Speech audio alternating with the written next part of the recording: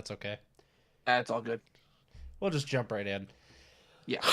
All right. I'm just gonna make sure everything's live. Maybe tweet this out if anyone wants to come chill, give us some vibes for a little bit. Yeah. That's what I'm gonna do too. Oh, I forgot about a different YouTube account. I forgot Which about account that. are you on? It was a meme account that I made for a Discord I was in. It was part of a ARG group. It was kind of fun. Okay. All right, sweet. Stream is all live and healthy. Let me just go tweet it out really quick. Well,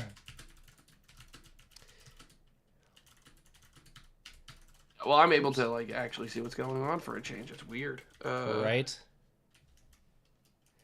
Oh, whoops. I put out twice. What are you trying to do? I have no idea. Well, then I'm afraid I can't really help much.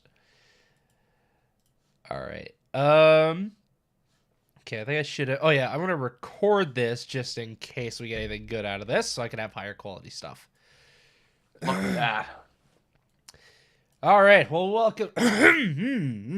Okay, I will clear my throat eventually, I promise. Easy for you to say. We are live. Everything's looking pretty good so far. I'll check Patrick's end here in a minute, but... Welcome, lads, to episode 0 of Bard of the Cards. We're probably going to take a minute to get started here because we are having a lot of technical difficulties and a lot of testing going on at the present moment. But we are going to work through all of it, and thanks to you guys voting for us on Twitter, we're now going to be trying to do this bi-weekly. Of course, this is going to crochet you a long hat. Oh, well, that was Twitch. Okay, that freaking freaked me out. Audio just shot out of nowhere. I was not ready for that. So yeah, we're just going to be testing this, making sure this works. And like I said, once we get things figured out, we'll hopefully start to establish a more set schedule here. All right, checking your stream. Your end, outside of not having chat, looks pretty good. Yeah. All right. I have no idea what my sound is like, though. Oh, yeah, I didn't even listen for that. Hold on, let me get it back for you so I can check it. Yeah. No, I don't want... I love Chrono, but I don't want the his delay Twitch is right now. Oh, okay. Twitch right now. Oh, okay. Hit listening. Hit listening. Oh, it's actually... You have very little delay. Oh, it's actually... You have very little delay. That's good. It's like a couple seconds. Like, I didn't even notice it at first. That's how quick it was. I wasn't ready. I was not ready. I also have to take this off. I have brandless water for tonight. You mean branded water? No, it's brandless. There's nothing on it. No cap. Now there's no cap. I'm drinking some. Oh, speaking of branded, holy crap, do we have a lot to talk about today on today's episode. We really do. Yes. It's been a heck of a week. Holy smokes. Dude, honestly, just the last 24 hours. You could just sum it up as just a heck of a last night was insane enough. Yeah. Like I was hyper last night after hearing about all that. So we'll why don't we end with the high note? Let's talk about the low note. Okay. All right. The big elephant in the room. So first I guess we should introduce ourselves. Lads, welcome back to Bard of the Cards. This is Patrick and Christian. We are doing this live now on Twitch and YouTube if you want to check those out and you're watching this in the future. If you're watching this on YouTube later, or if you're listening to this on like Spotify or anything else, we do these live. We don't have a set date yet. We're still working on that. So just follow us on Twitter and you'll get kind of updates. And by that, I mean, we shotgun this today. So, Or, you can always subscribe on YouTube, hit the bell notification. You'll get notified then too. The man brings up a great point. Hey, and also if you subscribe to us, there's a little bonus as well. Once we hit 1,000 subs and every 1,000 after that, we're going to be doing some giveaways till the end of the year. So smash that button while you can, chat. And I'm planning on doing a subathon at some point. So like after we hit 1,000 subscribers, I'm gonna do a big subathon. So hopefully we can get some more subscribers in here, and I'm going to help you guys get these giveaways. So we're doing a lot. Let's build up the lad community. I know we can. We gotta build up the lad alliance. There you go. What are we gonna call? Maybe we need to change it from lads to something else. But what up, Joker? How you doing, buddy? I don't know. I think we're kind of too far into lads at this point, given how much merch you got for it already. Fair. It's kind of my trademark at this point, isn't it? It is. That and Good Fun Have yeah. You know what's funny? Good Fun Okay, Have so Luck, we'll talk yeah. about good. Remind me that I need to tell you the story behind Good Fun Have Luck. Oh, okay. All right. Because there's a funny story to that. But I would believe it. I would believe it. Let's begin with the bad stuff. All right. Yep. You can't hear me? I can hear you. On. Oh, No. can't hear you on Twitch? Oh, I thought I was hearing me on you. Twitch. What? That's weird. I thought I heard you. Let me try it again. Oh, I see what the problem is. Oh, are you muted on OBS? Problem is, oh, yeah. are you muted? You're back up. You're back up. All right. There we go. Is that I better? can't believe I didn't catch that. Yeah. Yep. Uh-oh. That's fine. At least we caught it only like 5 minutes into stream. Okay. So, welcome back. We've got fun stories, but we're going to talk about the big elephant in the room for everybody on Twitch. You guys will be able to check this out later. So let's start with the bad stuff. The bad stuff is the cheating that got exposed at the LGS. Yes. That was at an LGS, correct? I'm not out of my mind. I think so. I remember it wasn't a Konami sanctioned event, but LGS sounds right. Right. Well, I can go look it up really quick. I believe it was an LGS. I know if it's not Konami sanctioned, that's all I need to know. Yeah, right. So there's a really big problem with Konami. If Konami does it, there's a really bad precedent being set by Konami if they decide to ban someone from an unsanctioned event. Yes. Yeah, there's a lot of weird implications from this whole situation. Completely. So what does that mean moving forward? Because if they ban them, does that mean that all unsanctioned events are now being hunted by Konami as well? Which would be fine, except it takes away the cash prizing allowance. Because if Konami bans them, then because of an unsanctioned event from all events, how does that move forward? That puts it in a really weird position where it's acknowledging these unsanctioned formats. Yeah. Like, how are we gonna realistically solve that?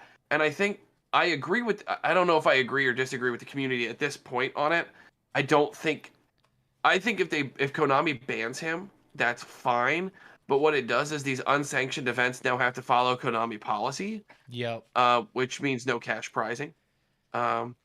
Which is fine. The problem is that now that's setting that precedent. Yeah, less incentive for people to go to those tournaments as well.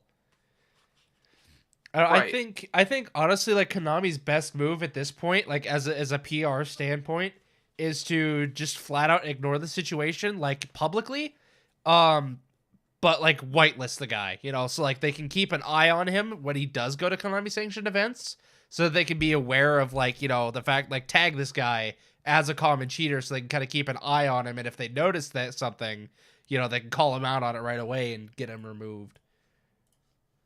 We have a guest. Oh, You want to say hi? Hey, how we doing? We got the boy. Oh, we got all three of the Yeah. kids. Holy smokes! All right. Well, you can't see him. But I got my daughters here too. Also, welcome to chat, a doorway. Nice to have you. I need to. Thank fix you, these stream thank you, elements. Jacob. Okay, guys. That's Daddy's drink.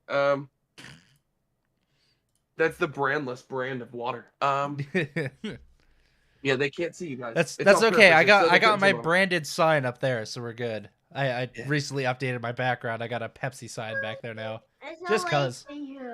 Yeah. But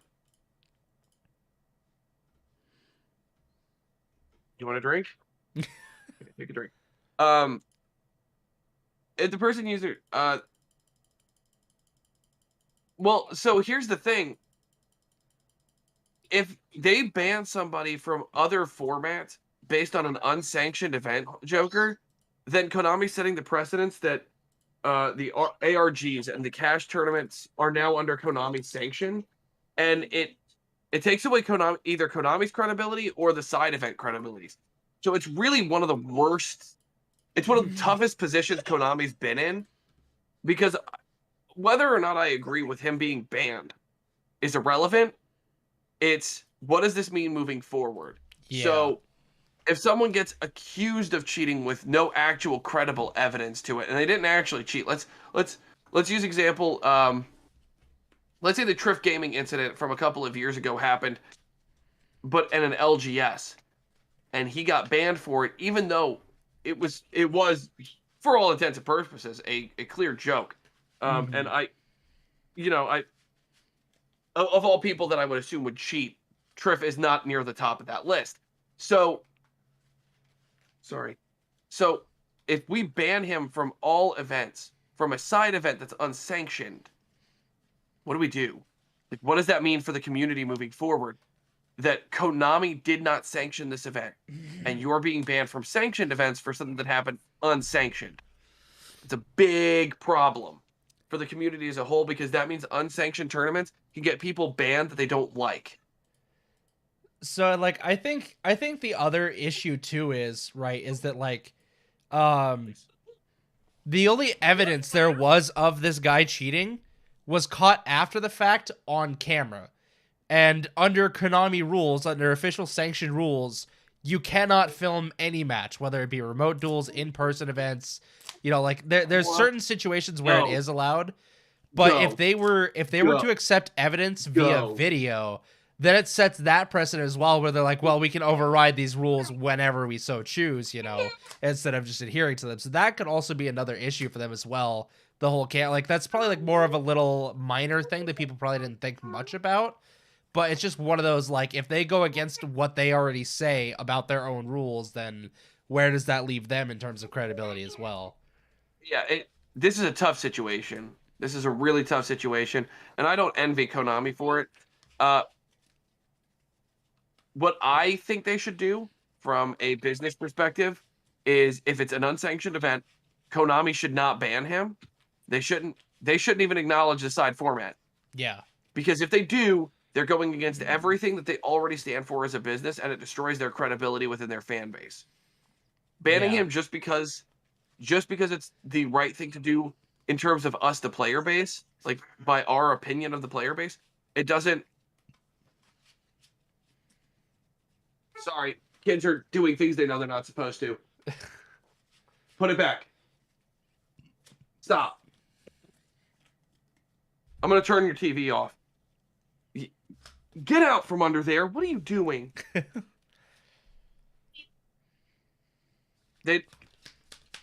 Anyway, it's just a tough situation to be in all seriousness. You can't envy Konami for this. It's a tough spot to be in. I don't remember what I was saying because I lost a complete train. You were saying something like the us players don't want, and then got cut off.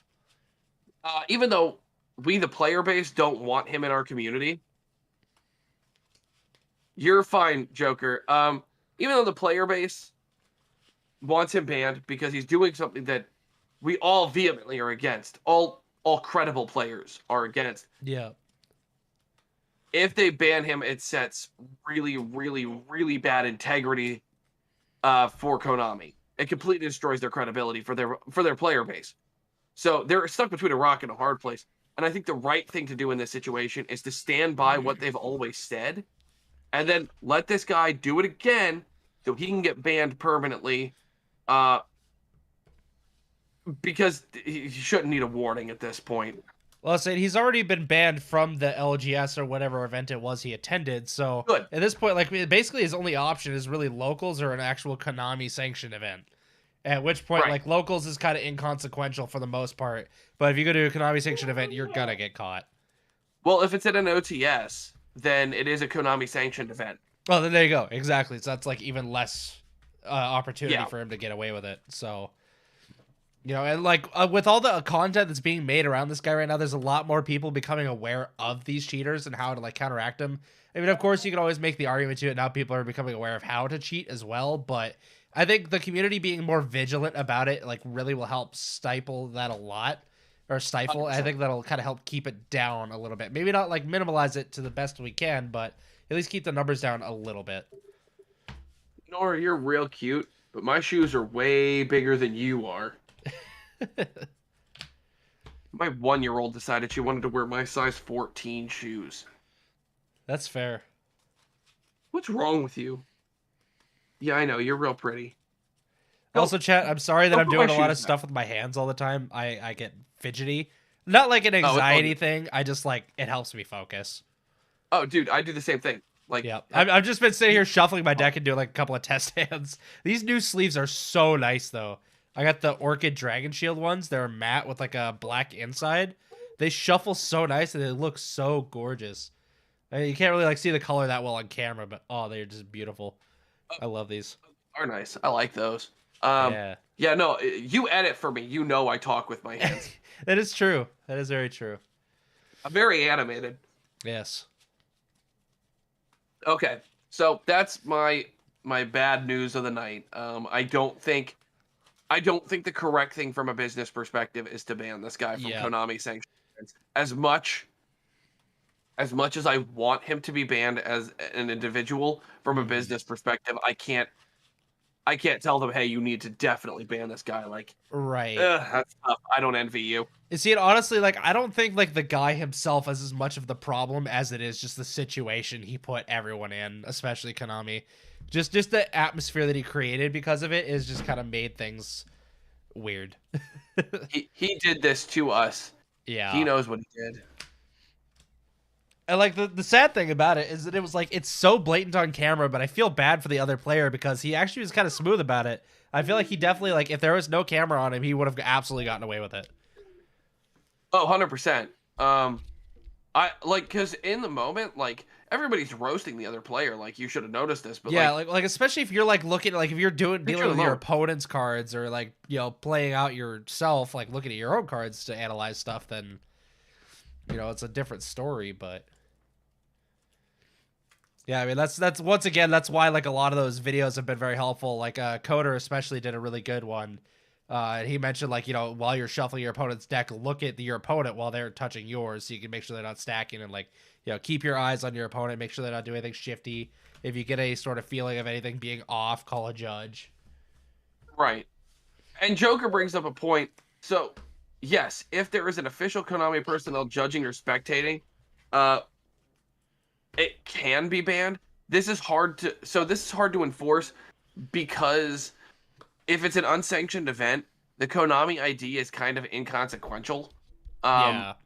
In terms of like how the banning system works from a judging perspective, it can be very difficult for Konami as a company to hold this ban up, and it could actually make them liable to a lawsuit, which is hilarious to think about because it's not sanctioned by them, but they're levying punishment, and it doesn't. Yeah. And it would and then the lawsuit would go against LGS. The lawsuit could go against Konami themselves. Like, it could be a really sticky situation. Yeah, definitely not fun. It could cause a whole lot of other issues that people just aren't talking about. And while, again, I wish he could be banned, I don't think realistically it's the right decision from a business standpoint to do so until he does it at a sanctioned event. Yeah, the only justice we're getting right now is that he got banned from the LGS. Like, that's... Yeah, get out of there. Stop. That's basically the best we're getting for the time being, anyhow. Which, I mean, like, is still good. It's still good to see that happening, at least. Like, that much going on. But, yeah, I couldn't even imagine, like, being so desperate to win at a card game that you have to resort to cheating 5 times, at least, in one duel. Like, that was just ridiculous. Yeah. It looked like it was all in, like, one game. It wasn't even like, that was the crazy part. Yeah, and Joker, it is rare, and that's why I think the correct decision here is he's banned from the LGS, and that's Konami leaves it alone. Yep. From a business standpoint, because it can cause a lot of sticky situations. For sure. But anyway, on to happier news. On happier news. Where do you want to start with this? So I guess if we're kind of working our way up to the most exciting stuff, then maybe we should start with Dimension Force. Or right now we got Alabama Strike coming up next, and then Ghost from the Past. I guess chronologically those would make sense, but if you're looking for like lower end news to the happier stuff, then the Strike and the Ghost of the Past would probably be like end of it, I'd imagine. Okay. So yeah, Dimension Force. I'm actually kind of excited for this set. I think there's going to be a lot of cool things to come out of it. It's not going to be like the set of the year by any means, but it's going to be a hell of a lot better than some of the crap we got last year, like Blazing Vortex. But Blazing Vortex is actually showing its usefulness. It's currently. Gotten better. It has gotten better, but like I still don't think in the scheme of things, like it's only got like a few good cards out of it.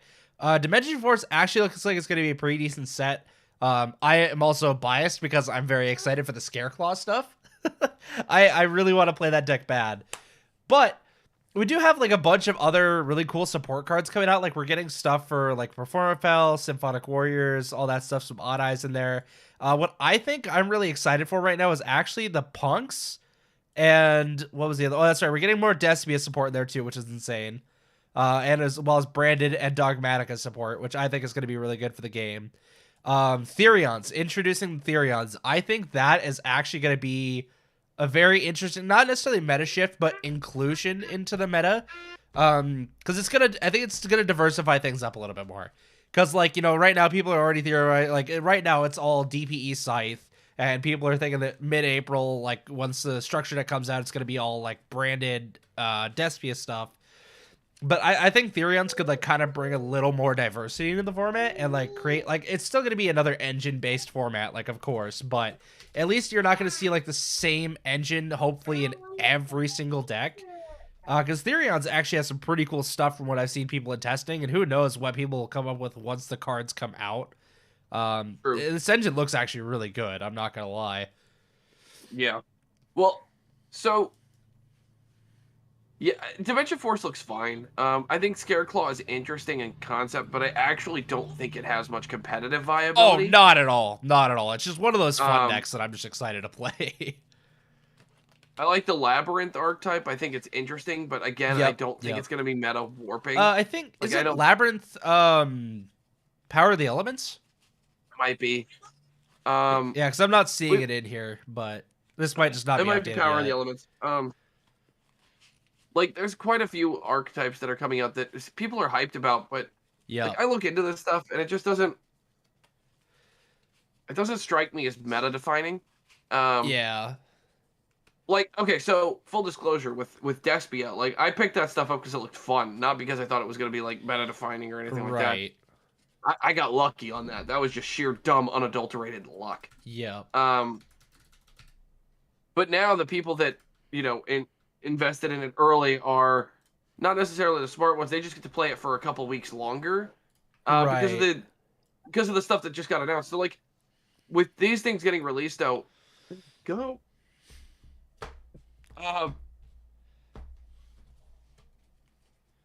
Yeah, open it for me.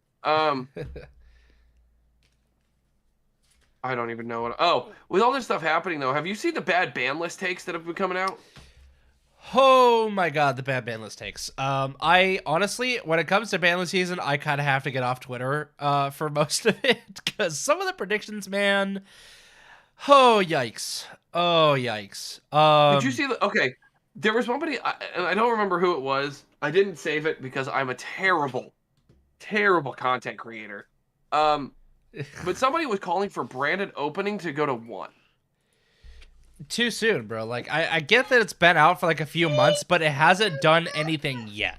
Like, give people time to actually play with the deck, because it was slept on for so long, and now people are actually starting to get into it. But it's not like, it's not even tier 1 yet. You can't start going after any of the branded or Despia stuff yet. Like, the most you could do is like Dogmatica, and even then that's already been hit with Nadir to 2. Like, I think honestly all that stuff is fine. Like, the big problem stuff in this format right now is Scythe. Like, that is, and Verte. Those are our big problems right now. Like, the only branded card that I could ever possibly see hitting is Branded Fusion, like, after it's had its lifetime. You know, after it's like done all the things it comes to do, because it can be a pretty busted card. Open it.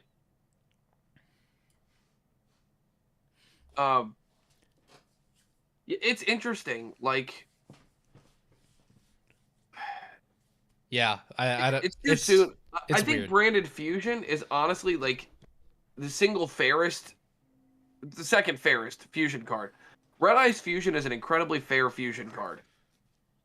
Yeah. Branded Fusion locking you into just fusion summons, kind of restrictive. It does not make it very splashable, especially without Verte. Verte's Well, gone. I mean, like, if you think, oh, I guess yeah, that's right, because it is for the whole turn. But I mean, it's more splashable than Red Eyes Fusion. It's your earbud was out. Sorry. Yeah. Okay. So yeah, it is the turn you activate this card. Yeah. So I guess it does kind of restrict you there. I mean, it's definitely better than Red Eyes Fusion, but. Oh, also, hey chat, what's up? Vampire Yu-Gi-Oh! I see you. We're just chilling out here doing our test run of Bard of the Cards, episode 0, just making sure setup works. Then we're gonna figure out a schedule for this later.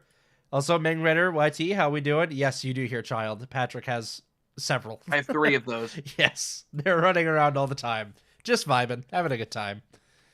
Yeah, we're just here to talk some Yu-Gi-Oh! While they scream. So, basically, yeah. So, it's I love banless season because I love seeing how stupid some people are. It is kind of like a comedy show for us. So we just get to sit back and kind of look at that and be like, well, I don't know where your thought is on that, but okay. Okay. Watching some of the YouTube videos are pretty funny too, because you can actually you can witness the person in real time being like dead serious about their thoughts, and it's like, what? You want what banned? You want what unbanned? Like, no. Yeah, and you know what we all have to listen to is Team Samurai X1 screaming, I told you when so. Scythe gets banned. Yeah. And I called him out for it. And for the banless prediction, I did. I called him straight out. I don't care. It's probably going to lead to a few tier changes. Dogmatica may get 1 card hit, but unlikely. Scythe can go. Verde maybe. Oh, yes. Those cards can absolutely get the hell out of here. Scythe definitely can go, but Verte isn't a maybe. Verte needs to go. I have called for this card to get banned for longer than Christian's been my editor. Yeah, that is true. I do actually. I think I remember like the first video you bringing it up. Yeah, it was over a year ago, but I also remember that was problem. One of the first videos I edited was a banless prediction where you're like, "Yeah, Verte's gone, bro. Just get rid of him." Just yeet it out of existence. But on that same list, the first one I did, I also called for Union Carrier, and I was, I think, the only person that called Union Carrier on that list, and I'm like, I don't know how. Honestly, dude, just ban the Link 2s from Dual Overload. Like, that's all we need to do. Just get rid of them. All of them. Yeah, I know the Hulk is getting reprinted, but garbage. Get him out. You can even get rid of Buchinki Ahashima. No, so Ghost from the Past 2 confirms 2 things for me. So I guess we're getting into Ghost from the Past 2. Fair. It confirms 1, Despia not getting hit. There is not a single branded card that is going to get hit. Yep. Christian Halki Fibrax is not getting hit. Well, I mean, unless they pull like an OCG move where he just gets hit to 1 for now, which ultimately like doesn't really do anything. There's like a couple of base decks maybe that play 2, but for the most part it doesn't do anything. You know, and then like maybe they eventually ban it, but I was watching M. Cole 40 this morning. He did make a pretty valid point that like, you know, they might just try to get like their money out of this really quick, and then once Ghost from the Past 2 is done selling, they might hit it then. But that is kind of that like would be the format situation because I think the most realistic time is after the YCS in Pasadena. Yeah, which makes sense. Like Charlotte. Is it Charlotte? Charlotte's next. Charlotte's the one coming up right now. That's this month. Yeah, Pasadena I think is like end of the year. Like fall. That's in May. No, Pasadena is the one after that. But is it? Okay. Or something like that. I don't remember. I don't care. I agree with you, Joker. It should go. Being able to ban 50% of fusion cards, like banning 50% of fusion cards, it just means that future card design is busted. Yeah. So yeah, 100%. But yeah, so Christian Halki Fibrax being reprinted is a huge deal. It has destroyed Dual Overload. Dual Overload's Christian Halki Fibrax is I mean, he's still $40 right now, so if you pull one out of a box of Dual Overload, you still make your money back on it, but you're not like profiting hardcore off of just one card. But I mean, that could continue to go down too, like once Ghost from the Past 2 actually comes out, because, you know, at this point, like people are really speculating, like, who knows? Maybe this is another BLS situation where all we get is a Ghost reprint. Like, I doubt it, because we already have an ulti for him, so it kind of wouldn't make sense, but Konami doesn't surprise me, like, at all. Then again, I think we kind of got our Ghost pool. I don't think it's been confirmed, but we have a hypothetical Ghost pool.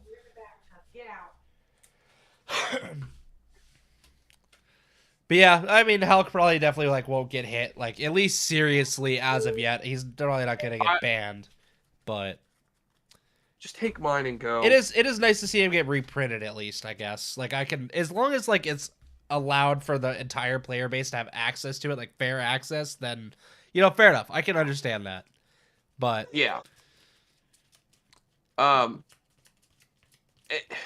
Christian Hulk and Fireworks going there is just. Yeah, you're right, and it could hurt sales if they come scratched up again. But hopefully they learn from the past.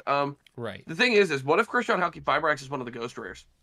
That's what I was saying when you were dealing with your thing. Is like, what if they just do another BLS and they only print him as a ghost? But I think we already got like a hypothetical ghost pool, and Hulk was not in there. So I mean, it seemed like they were pulling more towards the collectors of the ghost rares this year again. Which isn't like terrible. Like I'd fully get it, get into cards that like missed their ghost rare opportunity, or like were maybe too old for it, that weren't when the ghost rares were coming out. Stuff like that, like kind of like the Dark Magician situation, which I think is pretty cool. Like I don't mind that at all. It looked like there was some decent stuff getting ghosted, but yeah, if Alec doesn't get an Ultra and Ghost from the past too, I'm gonna be like really disappointed. Even though I just sold mine for 65, so I don't feel like too bad, but. Yeah, you're like, I got a win out of that one. Yeah, exactly. But I mean, aside from that, like Ghost from the Past 2 actually looks pretty stacked, because we got confirmed. Well, I guess I don't think it was actually a full confirmation, was it? I actually don't remember. I'd have to go find it. But yeah, so we have Luber coming out here on the pipeline. We got Hulk. We got. What else got announced? Oh yeah, Ryza was another big one. I think we had a couple of other. Go the DDD monster. Oh, we also got Sandwich. Oh, that's the biggest one. Right, and Rare Fish. No, you can't forget Rare Fish, dude. Rare Fish. No. Sandwich, top tier, number 1. To the moon. Give me half a second. I'll be right back, guys. Okay, I'll answer this question while you're gone. All right, Vampire Yu-Gi-Oh! What do y'all think about them putting Scythe in the Albaz deck? Well, I'll ask Patrick when he gets back. Honestly, I think it's trash, but I kind of agree with Patrick's take on it at the same time, too, that it could be like another, not like a Max C situation, because it's, I don't think it's been fully revealed. No, Vampire Yu-Gi-Oh! The Albaz Strike structure deck has been fully confirmed. It is the exact same as what the OCG had. Just Ice Dragon's Prison was replaced with some other trap card, I think. Other than that, it's like the exact same. So yes, Artifact Scythe is confirmed to be in the structure deck. But as Patrick like brought up to me when I brought it up to him, like, well, it's confirmed in the structure deck now, it's probably not going to get banned. The thing is, like, they could reprint it in here. I don't have my headphones and then in, just so I like can't hear you. immediately turn around and ban it. So Vampire Yu-Gi-Oh! Here is, are you good? Yeah, I'm good. All right, so I got Vampire Yu-Gi-Oh! Chat here saying, what y'all think about them putting Scythe in the Albaz deck? And I was bringing up your theory about it, about how they could still like ban it after reprinting. The Albaz structure that comes out, the YCS is the very next day. Yeah. The ban list will come out the week after. As we're predicting, anyways, we're pretty dang confident, but yeah, it does make the most sense. I'm very confident. I'm saying it like it's fact. So wait, Charlotte's the 16th, right? Yeah, yes, a week from this Saturday. Yeah. Okay. So yeah, the Albaz Strike structure deck comes out on that Friday, and then I mean, like either the 23rd or the 30th, like one of those weekends. I guess, is it like Tuesdays that they normally drop? I feel like it's normally Tuesdays we get ban lists, but somewhere in that area, yeah. So somewhere in that area, like towards the end of the month, we're pretty sure we're gonna get another one. My bad. It'll be before the 1st of May, I think. Yeah. Oh, he said my bad. Meant Ghost from the Past 2 is not fully revealed. It hasn't been fully revealed, but they did reveal a lot of the important reprints that we're getting last night. We got that much at least. No, you're fine, Vampire. There's a delay on everything. We're trying to get it figured out here. There's just latency on everything, so no worries. I get your messages pretty quickly, and I'll answer them as quickly as I can, but we might always get to them right away. So we apologize in advance. Oh god, did I lose cards? 3, 4, 5, 6. Okay, no, I've got it all. We're good. Okay, done and done. All right, cool. Cleaning things out. Gotcha. So Yeah, Ghost from the Past 2 looks like it's going to be fire. Yep. Which is good because there's only one thing they can, like, there's only, I think I said 2 things left that they need to do for me personally. Yep. For me to consider it a success. One is to give me an ultra rare reprint of World Legacy World Wand and Orchest Brass Bombard. Yep. They I forgot deserve about it. Bombard, actually. I will never forget Bombard. It is a beautiful boy. And then the other thing I really want is, what was the other thing I said I wanted? Droplet. Oh yeah, a droplet reprint. If they do those 2 things, that set will okay. If they do the latter, it will sell like hotcakes. Yes. But if they It'll do be both, off the shelves. if they do both, I will buy some. Yeah. 'Cause- Vampire said, "Let's hope Harp comes back." Yes, we are all praying for Harp to win. I need my boy back. I miss him. Which is funny because I literally just started playing my Orcus variant of my deck again, which is fantastic. Harp Horror would make this deck actually like probably overpowered. Not gonna lie. It would make Orcus Eldritch busted as crap. Fair enough. Dude, that deck is fun. I haven't it lost looks with like it yet. it. It's insane. So yes, speaking of product this year, honestly, the entire product line that we have coming this year so far that we have like announced looks fire. Like everything this year, I'm actually really excited for it. I wish I had more money to actually just like splurge on all this. I'm doing as much as I can with store credit, but oh my god, this is a beautiful year for product. Vampire said, y'all think they make a Synchro Orcus monster since Brass is a tuner? I hope. I would actually like big copium on that. I mean, the thing is, like, Gearsu also becomes a tuner too, just like randomly. So, okay, so that's because of World Legacy lore. That has nothing to do with the archetype. Oh, it's because of Ib, isn't it? Yeah. Okay. It's because it's part of the World Legacy. That makes sense. Oh, Vampires has terms of been playing lore. Scrap Danger Orcust. Respect, my man, but I'm going to tell you right now, the best variant to play of Scrap Orcust is Scrap Machina PK Orcust. I have literally a 60 card pile here of this list. I can show it to you later in the stream once we're done with the podcast if you want. I absolutely love this deck. I know it in and out. And yeah, I would be more than happy to show you the deck and then also show you like a combo of it because this deck is insane. I used to play it when Calamity was still alive, and you could end on like 5 to 6 disruptions plus a Calamities. This deck was absolutely stupid. You should just be a real man or a real lad, and you should play Orcust Eldritch because you get to use your big. Hey, actually, yes. Hold on. Let me get the links here. We got a whole section of our YouTube here, dedicated to deck reviews, and the most recent of which just so happens to be Eldritch Orcust. So if you have any interest in it and would like to know how the deck performs, I got you covered, homeboy. I got you. We also got a vlog with it coming soon, where you get to see me get evenly matched twice in one game. Oh, that was your Eldritch Orcust deck? Oh my god, when you were telling me about that, I thought you were talking about Despia. Oh my god. Eldritch Orcust, best deck. Alright, chat, this is going to look sus because I'm doing this on my personal account, but I am sending you a link to this video. If I get blocked by YouTube, I am going to laugh. Here's the link to... Wait, no, that's the channel. Oh my god, ignore that one. Okay. I literally just sent a link to the channel, not the video. Oh, I'm stupid. Okay. It's okay. You're special. Always. My mom will never tell me who the Ed Kid is, though.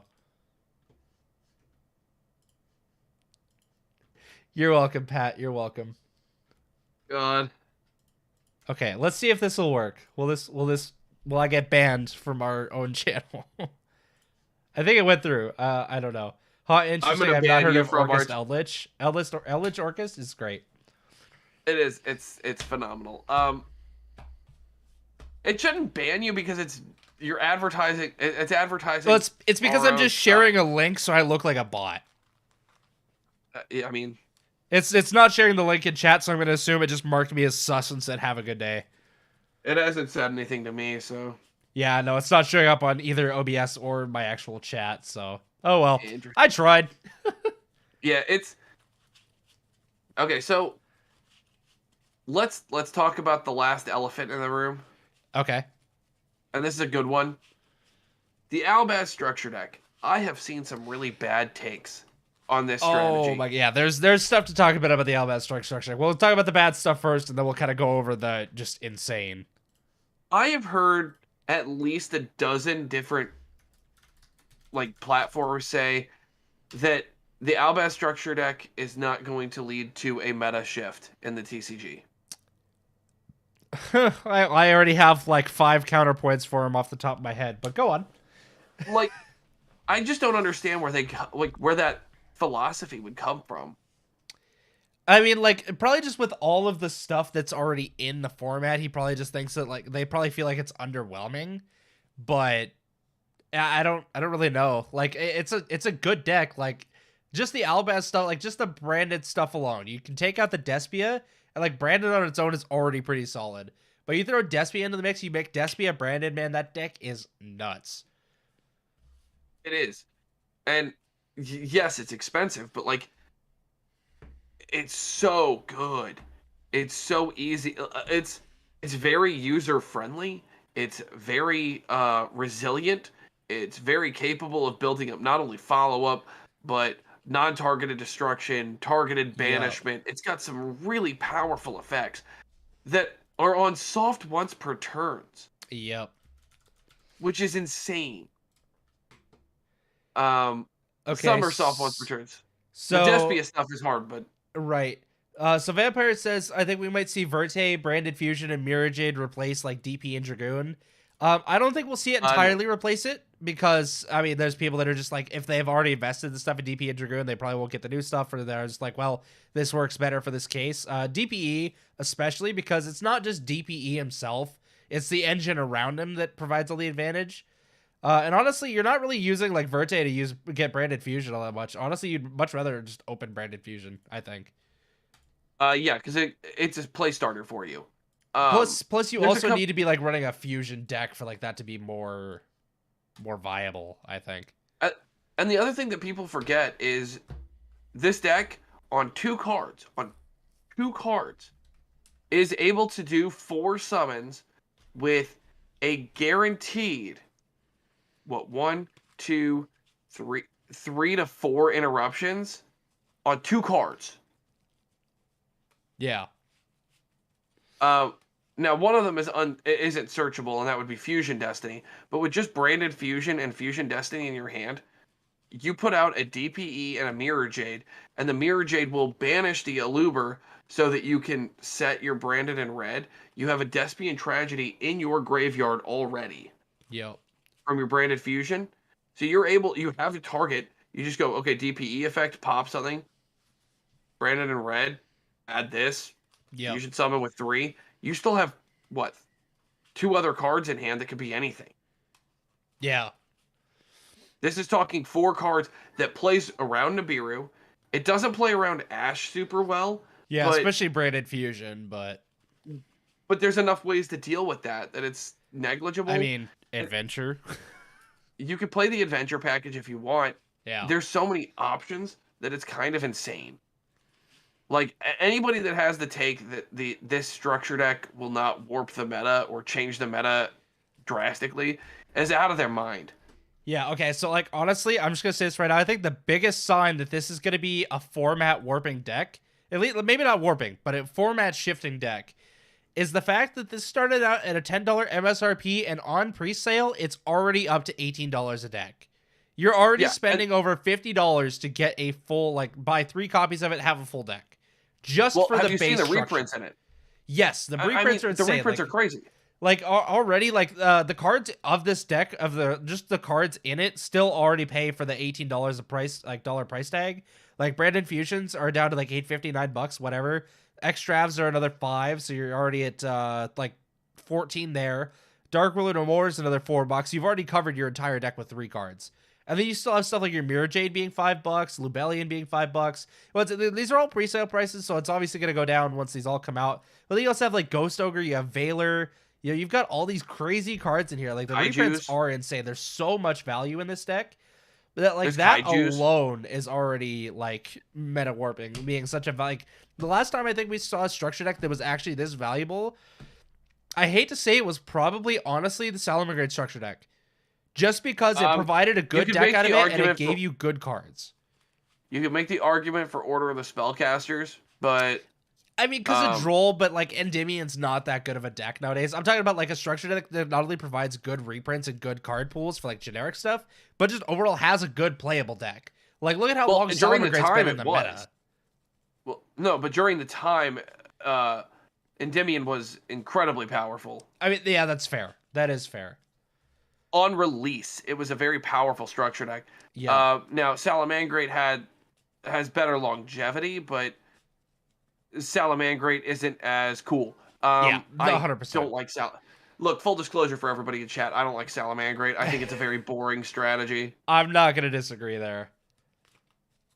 But it's really interesting right now. I think the structure deck is insane. And I don't predict things like this very often. I'm a pretty let's wait and see.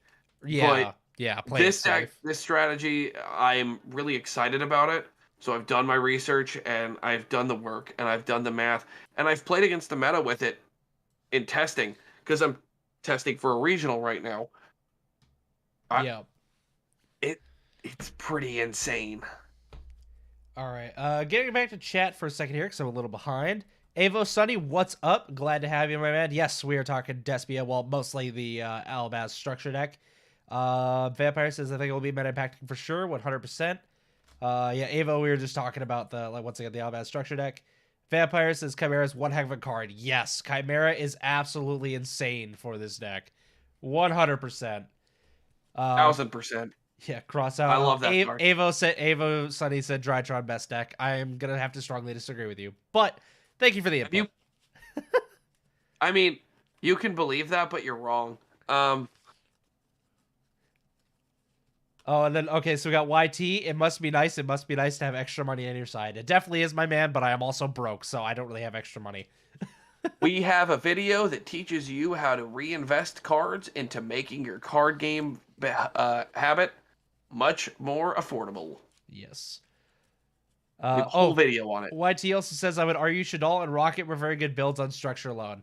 I won't disagree there. The decks themselves were good, but there wasn't like really much in terms of good reprints around them. Like, I mean, I think, correct me if I'm wrong, Shadal structure had Cosmic Cyclone, right? Or was that Twin Twisters? Shadal had Twin Twisters. Okay, so that wasn't bad. I mean, like, it had a couple of decent cards, but for the most part, you were just buying the structures for the core itself, not necessarily, like, the reprints and stuff. Alabaz Strike is one of those that you buy for both, because it's a good deck with good reprints. I might do a $30 budget build of it just to show what, honestly, I'm thinking about it too. I've got, I think I have 19 boxes coming, or 19 structure decks coming. You need to just mail me 3. I got 3 for myself. You bought 19. Just mail me 3. I bought 19, so I'd have 2 full displays and then 3 for myself. That's what I did. I believe in this deck.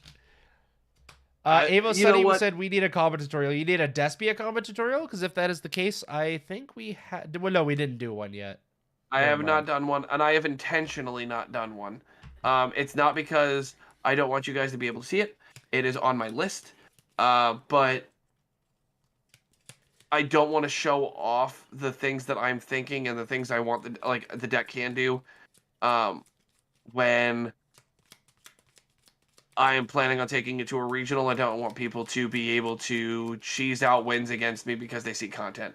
I think it's better, like, anyways, because that way you can wait for the cards to actually come out, so you can have the full combo tutorial with like the branded fusion out and all that. So I think that's the better idea, anyways.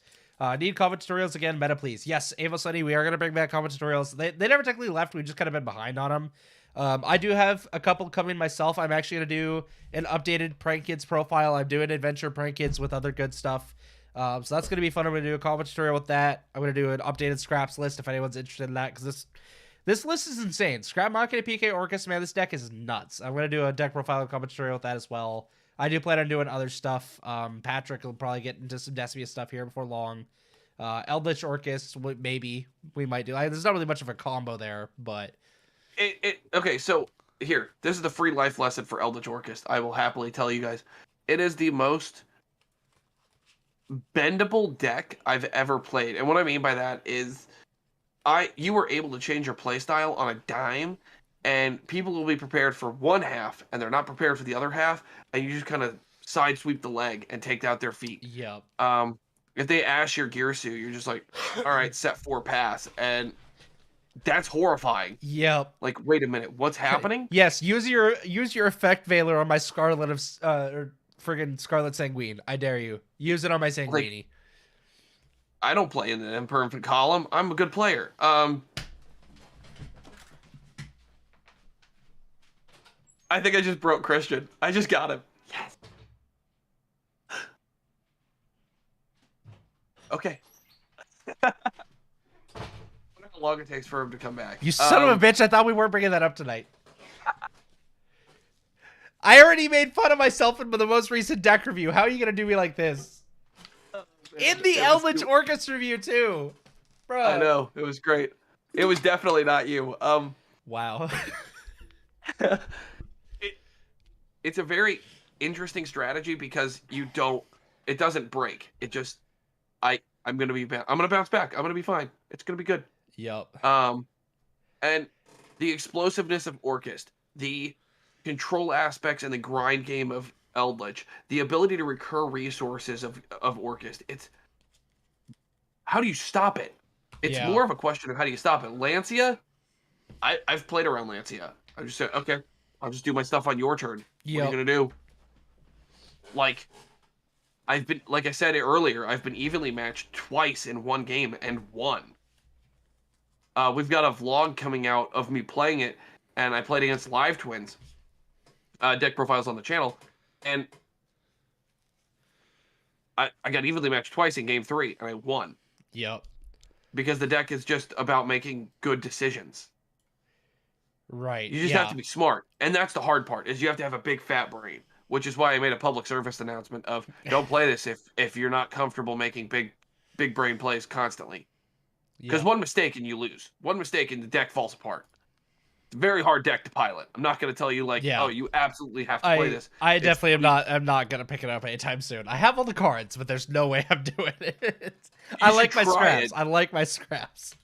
I'm saying you should try it because it's a great learning experience. But it's a lot of fun. I'm going to talk to. So I'm going to bring in my chat. So sure. Joker said Albaz Eldritch was what the one take that I checked out of.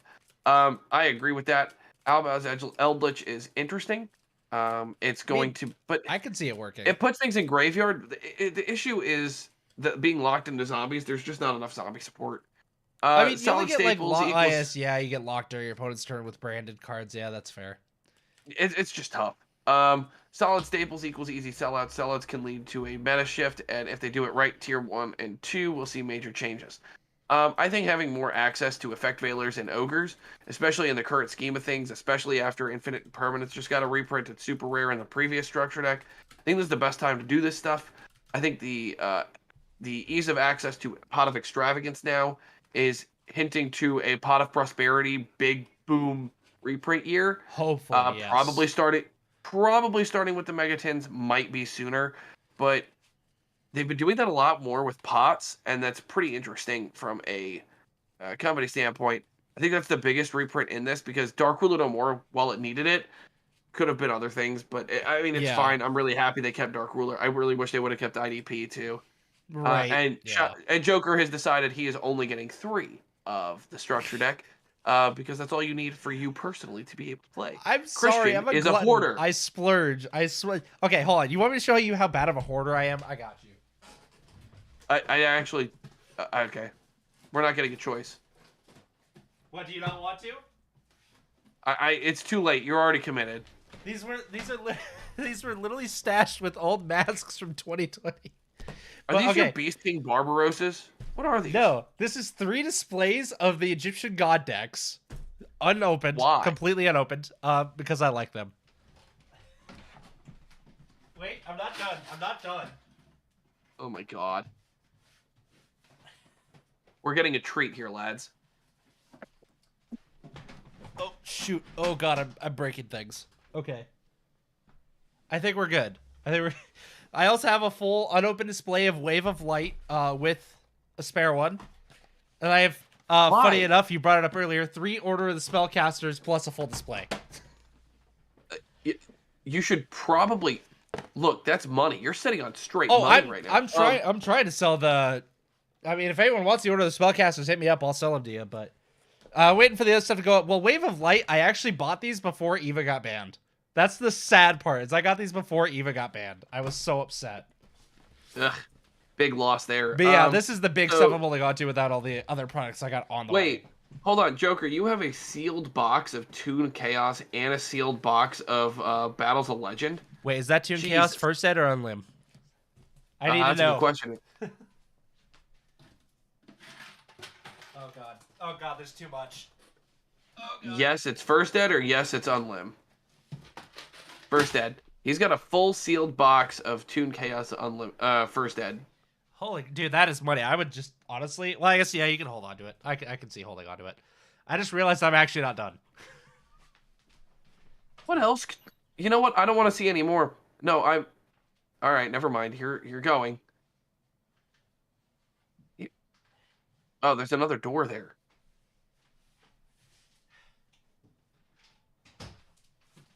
Does he have an abacus? What is that? I have 4 more of these, but I didn't feel like pulling them all out. I have 5 cases of 2021 Megatins. You have what? 5 cases of 2021 Megatins. Just completely unopened. Yeah, just completely in the box that they were mailed to me in. Haven't touched them. Why haven't you opened them? Because I already opened 3 cases. Okay. Are you trying to sell the other 5, or like what are you doing? Yes, I'm holding on to these until they get up and night, like kind of like the 2020 tins went, but obviously these ones aren't as in high demand because there's no Dragoon, so I cry. There's Crossout Designator, which is gonna go up in price, which I think is gonna go up in price soon.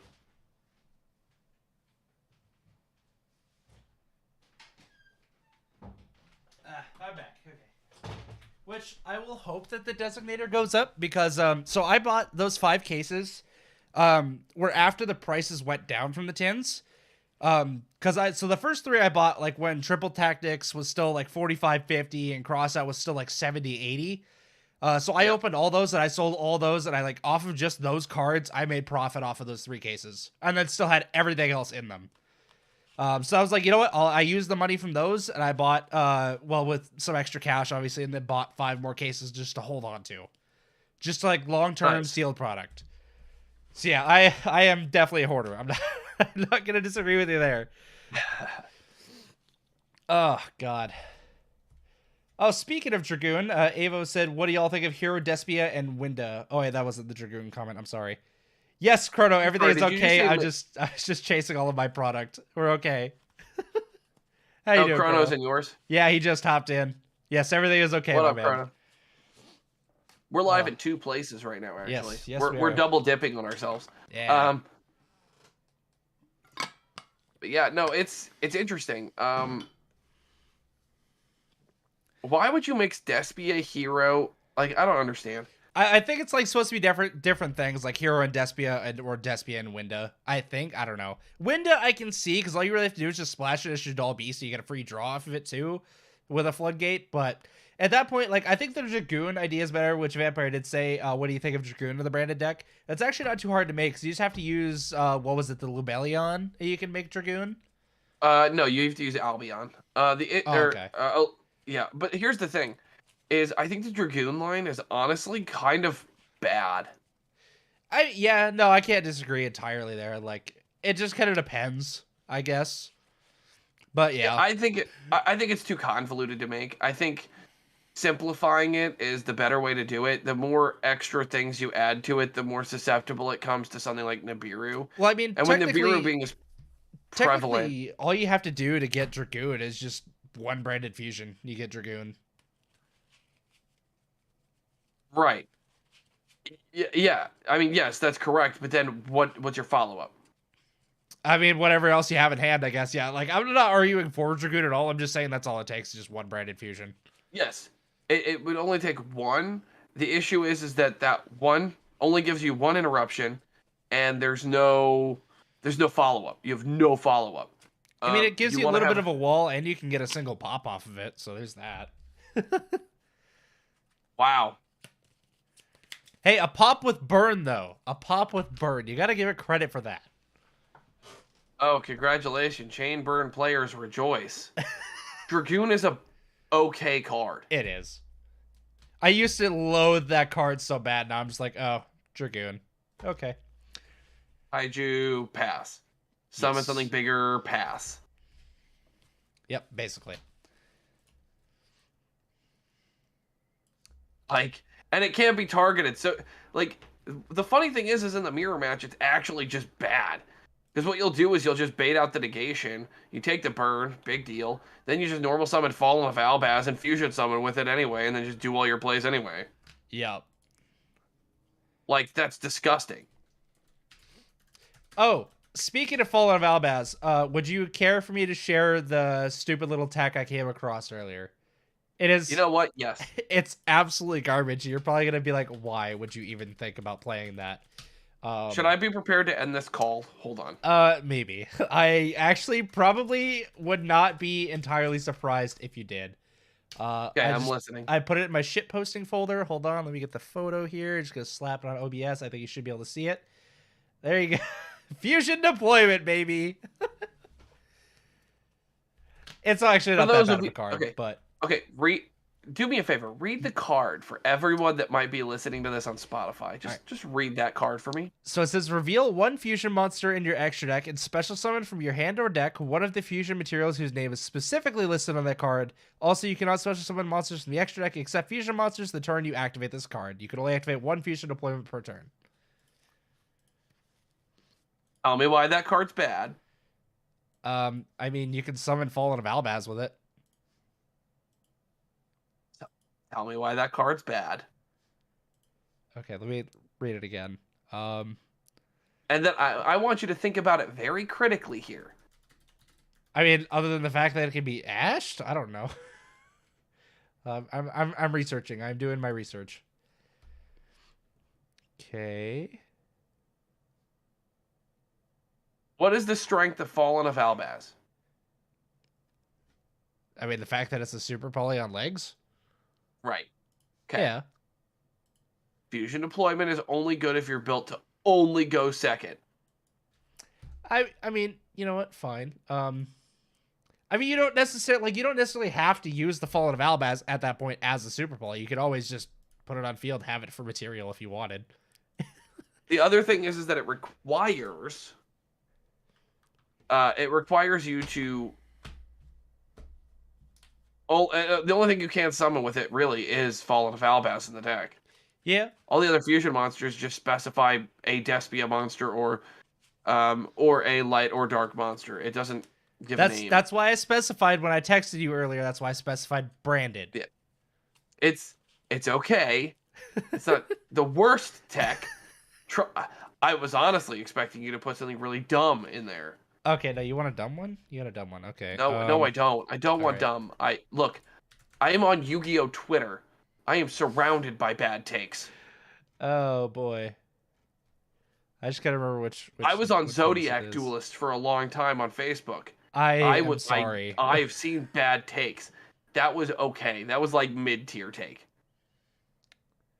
Okay, where's the one I want here? Joker has a picture of this box. I need to check this out. All right, I should probably answer my chat a little bit. I've kind of been away. I'm sorry, guys. I have let you down. I have failed you all. We're in the middle of a podcast that's live. You know what? Shut up. Okay, so where am I at here? Okay, I guess I did actually catch up with most of it. I think we're all pretty good. Okay, never mind. I have been keeping up with it. I am just unobservant, I suppose. Oh, you have Battles of Legend Armageddon. Oh, that's a good set, Obelisk, too. a Slifer, and a Cyberdark, and then a Toon Chaos First Ed. Trying to think about what else Actually, kind of impressive. I think the only cool stuff that I have left, honestly, is my collection binder. Like, I think that's about it. And even most of that's not really all that cool. There's, like, a couple of pages that are half decent, but they're not, like, incredible. But yeah, I mean, shoot. I mean, we've talked quite a bit about a lot of the good product this year. I think answering other things. No, you're good.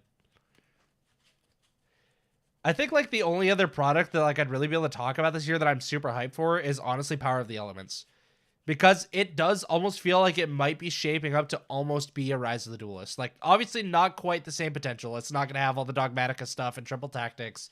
It's not going to be quite that level, but I think, like, in terms of this year, I think it could be almost that set. That's you're fair. researching. I'm not researching. I'm working on stuff. Okay.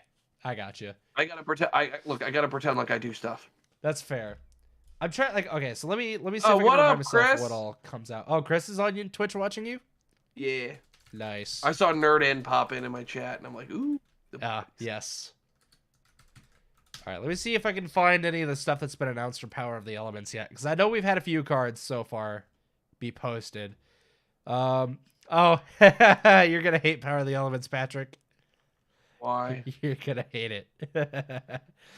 Brand new cards that will help you summon powerful Elemental Hero Fusion monsters easily while utilizing Jane Yuki's Ace monster, Elemental Hero Neos. Why? Getting more Neos support. I forgot about that. So they're also working on a new Earth Fairy type theme. The excels are recruiting the best and brightest Earth monsters with strategies. Oh, I remember this one. Yeah, because people were talking about running it with Infinitrack or like just Earth machines. That one actually looks pretty cool. I'm not gonna lie. And there's more cards for strategies introduced in previous and upcoming sets, including the Grand Creators, Dimension Force, and more. So most likely we'll get like some Therion stuff in there. I wouldn't be surprised if we get a little more adventure, or, like Punk or Exosister in there, thanks to Grand Creators. I think we can actually get some pretty cool stuff out of Power of the Elements, actually. Oh, a complete line of Elemental Hero accessories will also launch alongside this booster set. I love it. Lovely. I'm really excited about that. Oh, I didn't see this part. A brand new world premiere theme focusing on an unexpected type of monster. Interesting. Okay. I am definitely curious. Hopefully it's Pyro support finally. So we can get some of that at some point. We definitely need it. Yeah. We need what's it called? Volcanic? Yeah, we need volcanic support. Yep. Give Pain the love. I mean, it's Power of the Elements, so it kind of makes sense. We've already got Earth confirmed in there. Neos is light mostly. I mean, if we get like adventure stuff, that's like all attributes. I mean, it'd be great. It'd be perfect. I remember seeing other stuff announced in this, though. I can't remember what all the news is. I'm honestly so bad at keeping up with things. Oh, here, I found the organization. Maybe they have stuff on it here. Oh, well. I'll find it eventually. When I find it, I'll get back to you, chat. I need to subscribe to Yu-Gi-Oh! Organization. Man, they have so much news. I feel so bad for missing all of it. But anyways, yes, Chris, this is definitely just a test run. We are just trying to figure things out right now. Yeah, next time we'll be more organized in like our thoughts and our topics. Today we just kind of jumped in and started talking. And it's been fun. It's been a good thing. Oh, it's been great. We've already been going for an hour too. We have. It's really not felt like it. Dude, no, it has not. This has honestly been like one of the most entertaining podcasts I've done in a while. Yeah, I could get behind this. This is fun. Right. I love being able to do like live on YouTube and Twitch with our webcams and everything too. Like sometimes just doing the voice stuff, you don't feel like animating as much because it's like just your voice. When you're getting physical on screen, you're like, oh, I have to move. I have to do things. I am presenting. Of course, I've been sitting here fidgeting with the same deck for the last hour, but we're just not going to talk about that. There we go. That's a solid lineup right there, I think. Oh, yeah, I forgot to pull up the news for that, too. 2 Megatins card list. So we got some pretty awesome news about the tins this year as well, which honestly look like, honestly, I don't know how the product can get much better this year outside of like Maximum Gold series delivering us like some insane stuff too. But the tins this year look absolutely stacked. Let me see if I can find the description. So already confirmed, we have, I'm pretty sure confirmed anyhow. We have a Blue Eyes and a Red Eyes alternate art reprints. Don't have any idea what the rarities on any of these are yet, by the way. Dark Magician Girl alt art as well. We have Ash, Ghost Ogre, Nibiru, Dragoon, Lightning Storm, and Droplet. Just off of those, what is that, 9 cards, these tins are already stacked like to the max. Like, I feel like that's probably the most that we're going to get in terms of impactful cards. Like, we'll probably have some decent cards here and there as well. But I don't know if we're going to get like anything else that's like this insane in there. That's probably going to be about where they stop with it, because that is already just bonkers. But yeah, I don't know. Like, who's to say at this point? Because obviously it's so far out. We still got to wait till, what is it, like September this usually comes out? Somewhere in there. It's like September, October. So we obviously, oh yeah, September 15th is the current release date. So obviously we have plenty of time to speculate and like get more news on the tins and whatnot. But as of right now, this set just looks absolutely insane. We are set to get more, world release cards, which is going to be dope as well. I mean, unless it's just more Dark Magician and Blue Eyes support, but who knows? It could actually be something like worthwhile, which I think is going to be really cool. That could be a thing. Oh, holy smokes, that's a terrible hand. So, okay, it does, okay, so we got cards from sets, including Blazing Vortex, Lightning Overdrive, Dawn of Majesty, and Burst of Destiny. Of course, others, because they are going back to 2020 as well with some of these reprints, which is, I think it's just insane. That's awesome to me. But I mean, like, you can definitely see some cool reprints out of this. The fact they include Blazing Vortex makes me really happy, because that does mean there is a slight sliver of a chance we get Prosperity in there as well, which I think Prosperity reprint in the tins would just be awesome. I think there's actually probably a decent chance of it. And depending on how, like, the branded and Despia stuff goes, we'll probably get reprints of that in there. Like, I feel like we'll probably get the branded spells reprinted in there, like Opening and Brandon and Red, and maybe like some of the smaller stuff like Dramaturge. Tragedy might get rarity upgrade. I think that tins actually do have really good opportunity here for some awesome stuff. Doorway says Dragoon again sounds like secret to me. Hopefully he gets printed as a secret. I would actually be fully down with that. Or wait, no, he got a Starlight right. Never mind, I'm stupid. But yeah, I think Dragoon as a secret in this year's tins would make a lot of sense. Because you'd still get a fair amount of them. It's not like they'd be like short printed into the ground. But having the rarity upgrade on him without being a Starlight rare, I think would be a good play. I could almost never see a world in which he comes out as a super rare this year, though. Unless they like reprint him before that, then maybe. But I still kind of doubt it. But yeah, I don't know. I think our product line this year is just looking absolutely incredible. Like this is one of the best years of, this is the best year of product I've seen since I came back into the game. And which isn't saying much because I came back at the end of 2019, but the product it's been insane. A good year.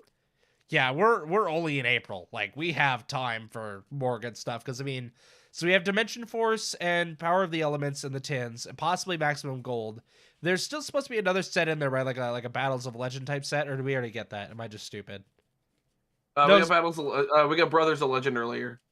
Was it at the end of last year? The end of year? Yeah, it was the end of last year. Yeah, so we could potentially get another one of those this year, which could be half. We should get it in December. Yeah. We also, if they keep the gold going, that we get a gold series at the end of this year.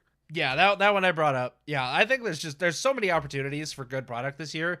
I think it's honestly, as like somebody from who's been playing with the market for the last couple of years, I haven't been like too into it. I guess I haven't like done heavy research and stuff, but as somebody who's like been participating in it, I think it's a pretty good year, and it's really hard to decide like what to go after.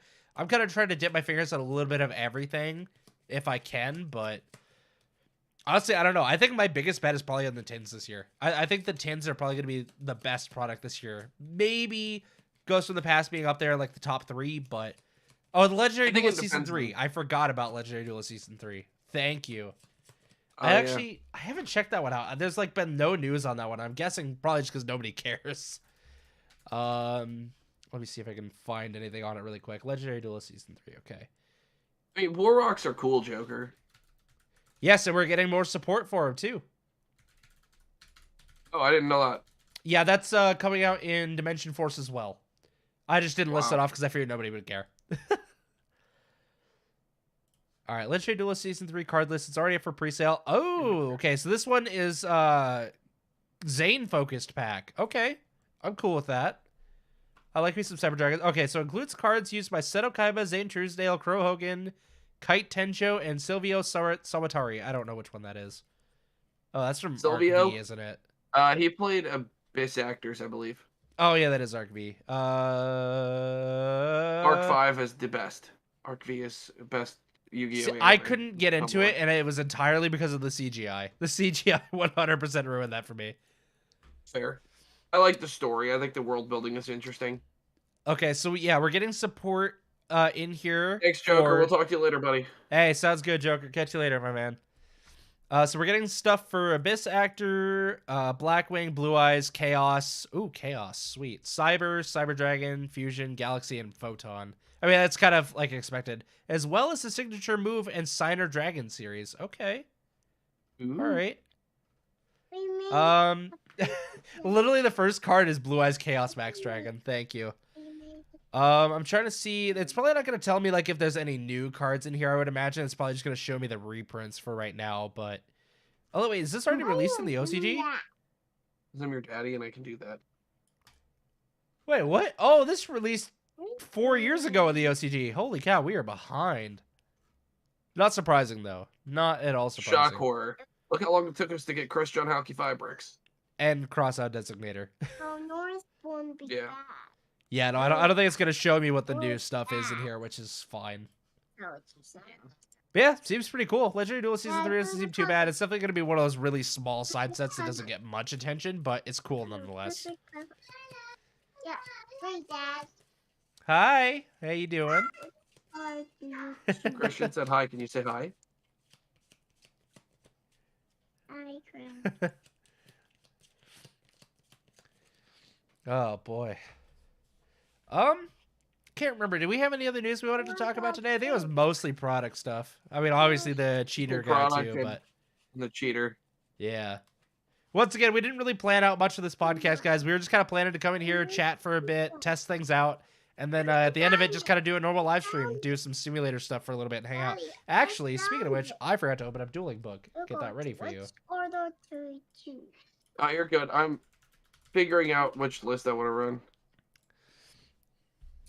Okay, so Patrick, before we started this podcast, he told me that I could probably get my scrap deck put together on Dueling Book without even having to look at it. So why not? I might as well try. At this point, should we just transition out of the podcast and go to the live stream? You think?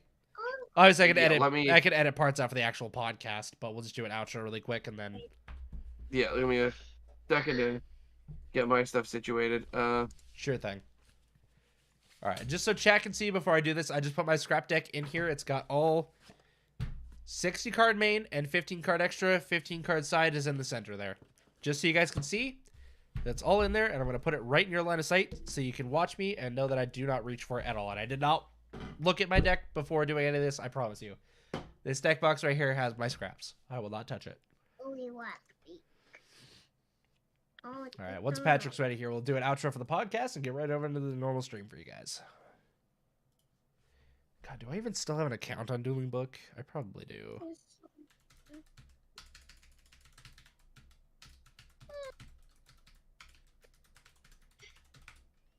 Oh, I'm supposed to use my username, not my email. Oh my god, I'm stupid. That is caps lock.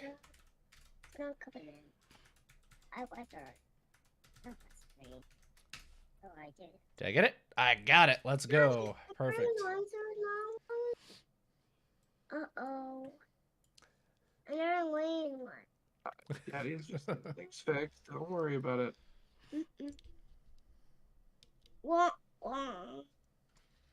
There we go. All right, I am ready whenever you are. All right. Well, thank you, lads, for joining episode 0 of Bard of the Cards and our just little testing session here to make sure that everything is going good. Like we mentioned before, we are going to do our best to get a schedule set for this. We are going to do, I think, bi-weekly, because that is what you guys voted on Twitter. And we definitely look forward to getting these episodes out to you guys frequently enough live on Twitch and YouTube if you guys want to check us out. Make sure to follow and subscribe to both accounts so you can get notified when they go live. And if you just want to hear the audio file later, we are going to be posting these to Spotify and all those sites a couple of days after these go live. So be sure to go check those out as well. If you just want to listen like while you're at work or something like that. So that's all we got for you guys today. Thank you so much for joining. Remember, good fun. Have luck. And now it's just a standard podcast. All right. Yep. Now we're just on to just do a standard live stream, just kind of chilling out, doing some shenanigans here. Let me get my. Oh, hello. What's your username on there? The hover card, man. Let me get my setup going really quick here. You're good. Okay, got Dueling I Book just got you a friend open. I request just need to faster. crop this. Oh, that is already cropped. Hello. That is really cropped. Ah, hello. Hello. I'm just trying to fix this here. What is going on? Okay, I'm just gonna have to reset transform on this. Oh, I see. I was moving the whole thing. Okay. So how's chat holding up right now? Everyone just kind of vibing? Where in the hell did this go? Oh, it's up there. Why is it up there? While you're doing that, I'm gonna go get these kids strapped in for bed. Sounds good. Sorry that I'm kind of having problems fiddling around here, chat. There we go. I knew I would get there. I just had to figure it out. There's my cam. All right, let me just crop this down for you guys here. Gotta get some sleep. We gotta go to the doctor in the morning. Okay. I don't want to go to sleep. You gotta Get get you some the sleep. deck constructor here. All right, then I'll get Pat pulled up on screen here as well for you guys. Okay. I should have a Discord capture here. Sorry, I'm kind of like having to anchor my head around too because the mic is like just in my line of view for this monitor. So if I look weird, that's why. Window capture, Discord. It should be it. Mommy. Oh, hello. Yep, that is it. All right, let's We're not. crop that in. I know he's kind of relying on my screen for the stream right now, so this will be interesting. Yeah, we had a very fun time trying to get this setup figured out tonight. It was very interesting, to say the least. All right, so there's Pat down there when he gets back anyhow. All right. Let's go. I'll go and turn on some music for you, chat. I'll turn on some background music. I didn't want to do it on the podcast, but we're good to do it now. So, plus we vibing, man. That song is baller. Open folder. That was way too loud. There we go. All right, there we go. Got some background music going as well. Let's get it. All right. So what is? Oh, this is an old scrap list. Okay, we don't want this one. Whoa, I had more decks in here than I thought I did. Not like you guys can see them right now because they're covered by my camera and whatnot, but it's fine. Alright, so I need... Save deck as... Going to be... Chop Shop. This is our Chop Shop variant, guys. Welcome back, Pat. You are showing up nice and well on stream. Sorry, your overlay is going to look a little bit weird now that I kind of... Oh, you're just going to turn off your camera? That's fine. Boop. That is a-okay. Unless I can turn off mine, too. There. That'll work. We can just be in a call. That will work fine. Alright, so let me... Oops, not that. Move this down here for you guys so you can see it a little bit better. Alright, so let me just go ahead and clear this. I'll be right back. I'm still working on stuff. Sorry, guys. Sure thing. We'll catch you in a few minutes, Pat, while I try to build this challenge. Alright. Don't forget, chat. Deck box is over here. I'm not going to touch it. We're just going to try to build this deck from memory and see how well I get. So I'm playing the modern version right now, which currently has 3 factory. Running one of these. Triple Golem, triple Raptor, 1 Orthros. Let's see if I can nail this deck 100%. I'm definitely going to miss something. I'm going to miss something stupid. Okay, so that should be all the scrap stuff I need. Fossil Dig.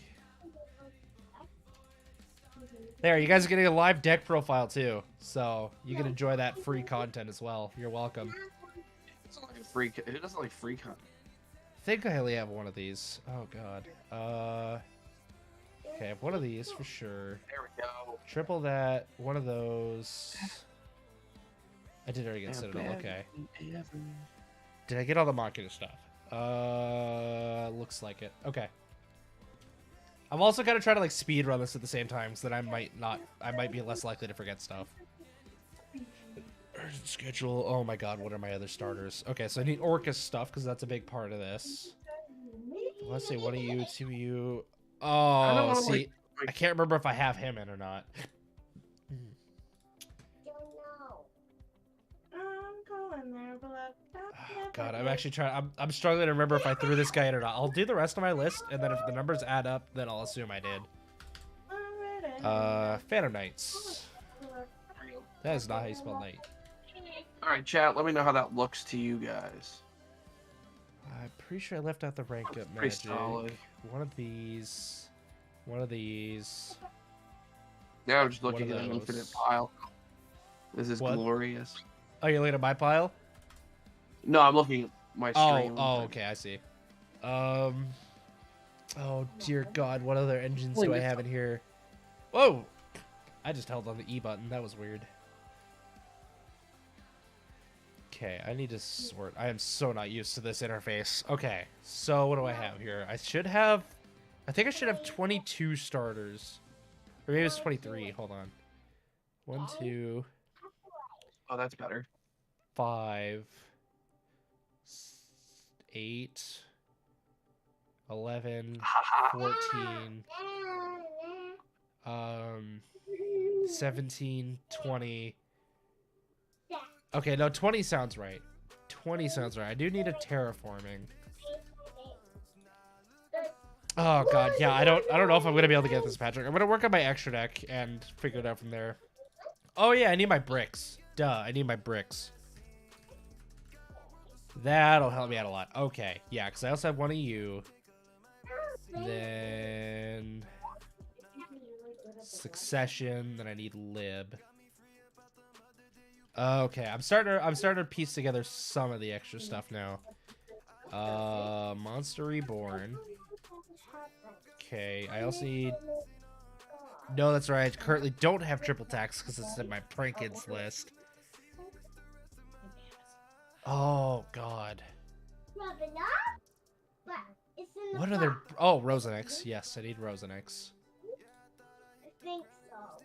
And like, Oh my God, what other bricks do I run in here? I know there's more than that. I know there's more than that. so. Okay, let me just run through the combo. Okay. Okay. Or the little Ah, baby. yes. Okay. Or the little baby. No, it's not a baby. Okay, triple EU. I'm actually getting pretty close. I am getting pretty close. Nora's not a baby, she's a toddler. Okay, so there's those. I just need 6 more for the main. No, he's not. The side, the extra's not that hard, actually. I can just finish the Not like extra right now. That one's... I know the extra, like, inside and out. It's the main deck that I changed so much that I always forget little details. mine to come out. Okay, gotta get the alt art. Access. Yeah. We need to paint them again. Oh god, maybe I don't remember it. Mhm. I believe in you. I'm 2 cards short on the extra. Okay, let me look through this again. Okay, Dingirsu is the only non-link monster now, so I'm good there. Be nice to the I think I'm missing a link 4? Don't stop. Hold on. You don't eat really mad. Got my links 2s covered. I think I've got my link 3s covered. Oh my god, this is gonna kill me now. What am I missing? I'm gonna. I don't think it's Boral Sword, because I think I took Boral Sword out. Because I really had to make space. Or no, maybe I put him back in, because I took out Hulk and Savage. So I think Borreload is back in. Or Boral Sword. Okay, so that means I'm 1 card short on the extra. What else did I play? Oh, God. Why is this so hard? Like, I feel like I should absolutely know this. You're not gonna get me. I should 100% know this. Yeah, I'm playing. I'm testing tonight, so you guys are gonna get. Well, in the main, it looks like I'm missing exactly 2 playsets of something, but I feel like it's actually bricks, and I just can't remember. Oh, this is gonna bug me. I don't want to have to break down and, like, go open up my deck and figure this out. Oh, I'm so close, though. I have like 90% of it. That's insane. I don't need the virtual camera rolling anymore, so I can turn that off. Oh, dear God.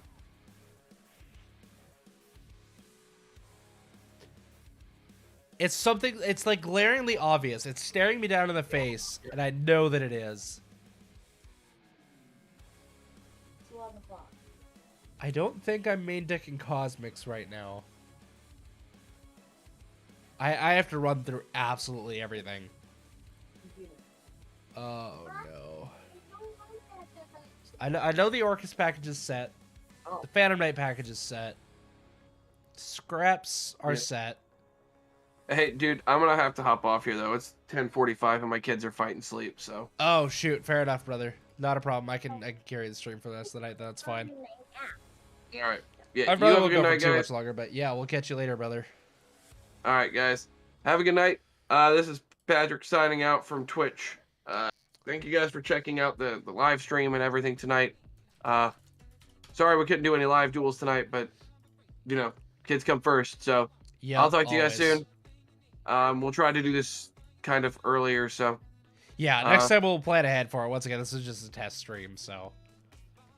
but I didn't crash at all tonight, so this is really good. Yes, you did good. I'm proud. It's almost 9 All right. o'clock for you. Holy cow. All right, catch you later, my man. Later, guys.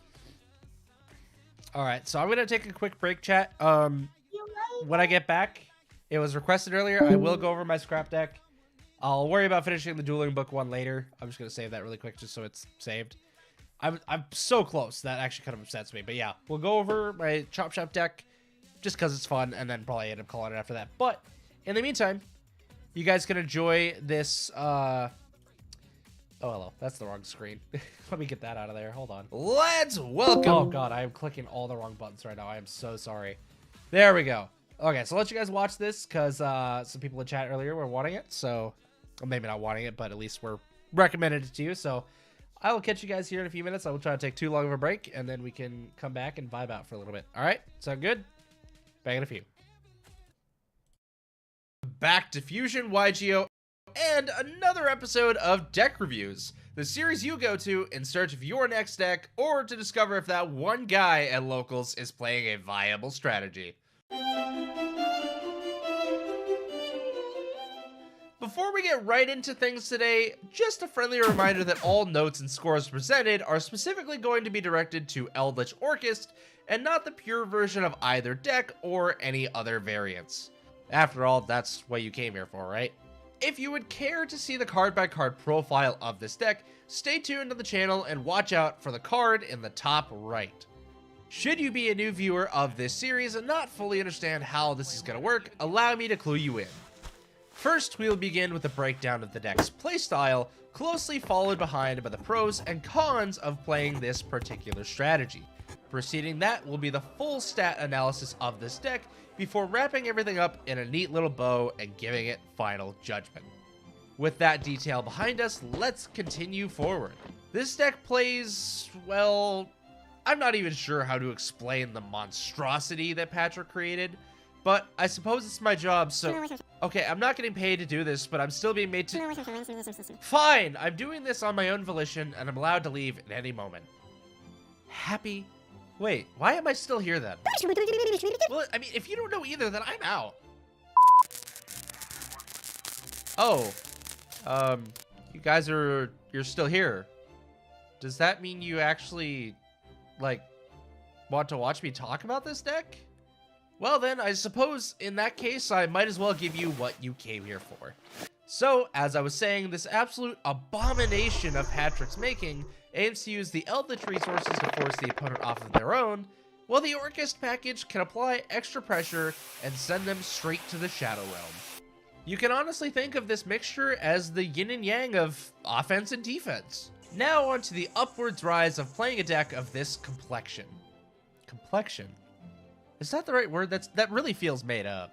Let's just roll with it anyways. The plus side of playing Eldritch Orchest is its surprising ability to take a control deck and mix it with a mid-range deck to make a conglomeration with the ability to just sweep an opponent off their feet and off of the field rather quickly.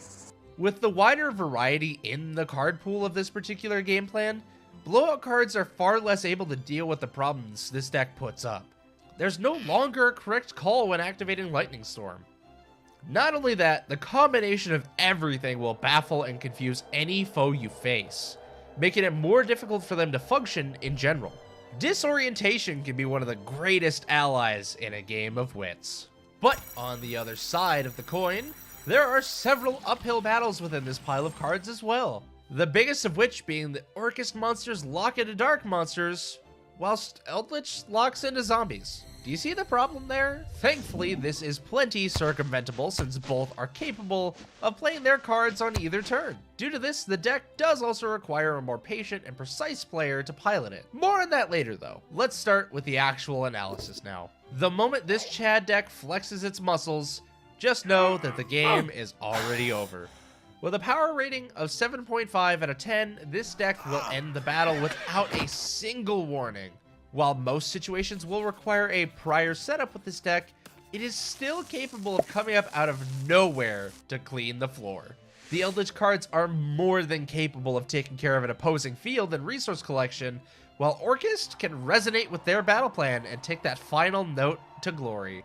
Much like you, the viewer who is about to hit that subscribe and like button, this deck is incredibly flexible. This is bound to be expected, correct? I mean, it's two nearly opposite strategies. There's bound to be some options to work within there. Once again, with either option being accessible during either turn, there is plenty of variability in how they can interact with their enemy and each other. All of this culminates into a score of 9 out of 10 for flexibility. If you have ever had experience cramming two opposite decks together, you will understand the complexity of a deck such as this. You may also comprehend the analytical player it takes to run these cards together. It's not nearly as user-friendly as Despia, reviewing the card at the top of the screen by the way. Inherently, neither of these archetypes are strenuous to play separately. Together, they're like Patrick and I. Someone's gonna play in the imperm column if you don't pay close enough attention. I swear, it's totally him. You don't see any of this happening on screen. But before I dally on for too long, the complexity of this deck achieves a modest 4 out of 10 for its added challenge. The next section is compatibility, and it's already two separate piles of cards thrown together and trimmed down to fit the rules. What else are you gonna mix with this? Scraps? Actually, wait. I might have to try that one out later. Anyways, just no. Don't mix anything else with this deck. It has enough going on. 0 out of 10, moving on. Except let's actually halt because now we're on to resistance. This deck's brick wall is sturdier than many, once again due to the multitude of plays within the deck. Should the opponent be able to stop one strategy, they still have another one to worry about right behind it. So it is more of a pseudo-resistance within the strategy, almost like a bait and switch maneuver. But if it works, it works. The tally for this score is an 8 out of 10 as a result. The deck's honestly not doing too bad so far. Now to add everything up and get... Oh, come on, what now? Yeah, suppose I did almost forget that. There's one more section first, and that's disruption. Okay, yes, I didn't forget about it, I didn't think there was a reason to talk about it. I mean, you guys should already know that both Eldritch and Orcust are built for disruption, right? Although I suppose the number is important too. It's an 8 out of 10 as well for this section. I mean, what else did you expect? And as the executives also reminded me a moment ago, we also still need to cover budget. This is honestly the best score I've personally given any deck so far, with a 10 out of 10. For a fairly solid build, you can actually put it together for less than $100. If you want to make it more legitimately competitive, it will obviously take more money than that, but it is a really, really good place to start. With all of the reprints, the core pieces you need are far more than affordable. Okay, can we just please get to the end now? Thank you. All right, chat, we are back. Let's do a quick chat update. Who's still here? You know, if you're still in chat watching this live, go ahead and send me a wave or say hi, just to let me know you're here, and we can chat for a little bit. Like I mentioned before I left, I am going to be going over my scrap deck for a little bit because I just love it, and we're probably going to be ending the stream before too long anyways, so might as well chill out and have some fun for a little bit, you know?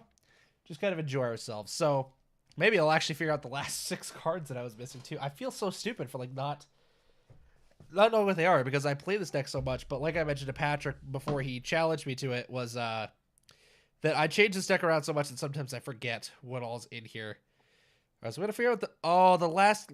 Oh, I was wrong. I didn't have Mortal Sword. I had Saryuja and IP. Those are what I was missing. I thought it was another link too. I honestly did. All right, let me go ahead and get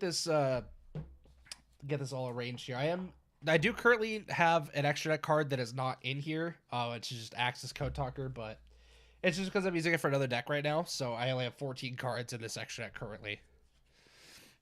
Yeah, once again, if you guys are in chat right now, still watching this live, go ahead and send me a wave or say hi. If nobody's here, it's whatever. I kind of figured you guys probably dipped out mostly after the podcast, which is fair enough, you know. We are going to be doing these little after podcast sessions once we get like an actual set schedule, and Patrick has the time to stay with me, and we'll do some stupid stuff together, have some fun. But for right now, it's just me, since he had to hop off, go take care of his kids and whatnot, you know. Always takes precedence, always. So I cannot blame him in the slightest there. Yeah, I'm honestly like baffled about what the... Oh, okay, so I already see one of the main deck cards that I missed. It was not 2 play sets of stuff. It's definitely singles.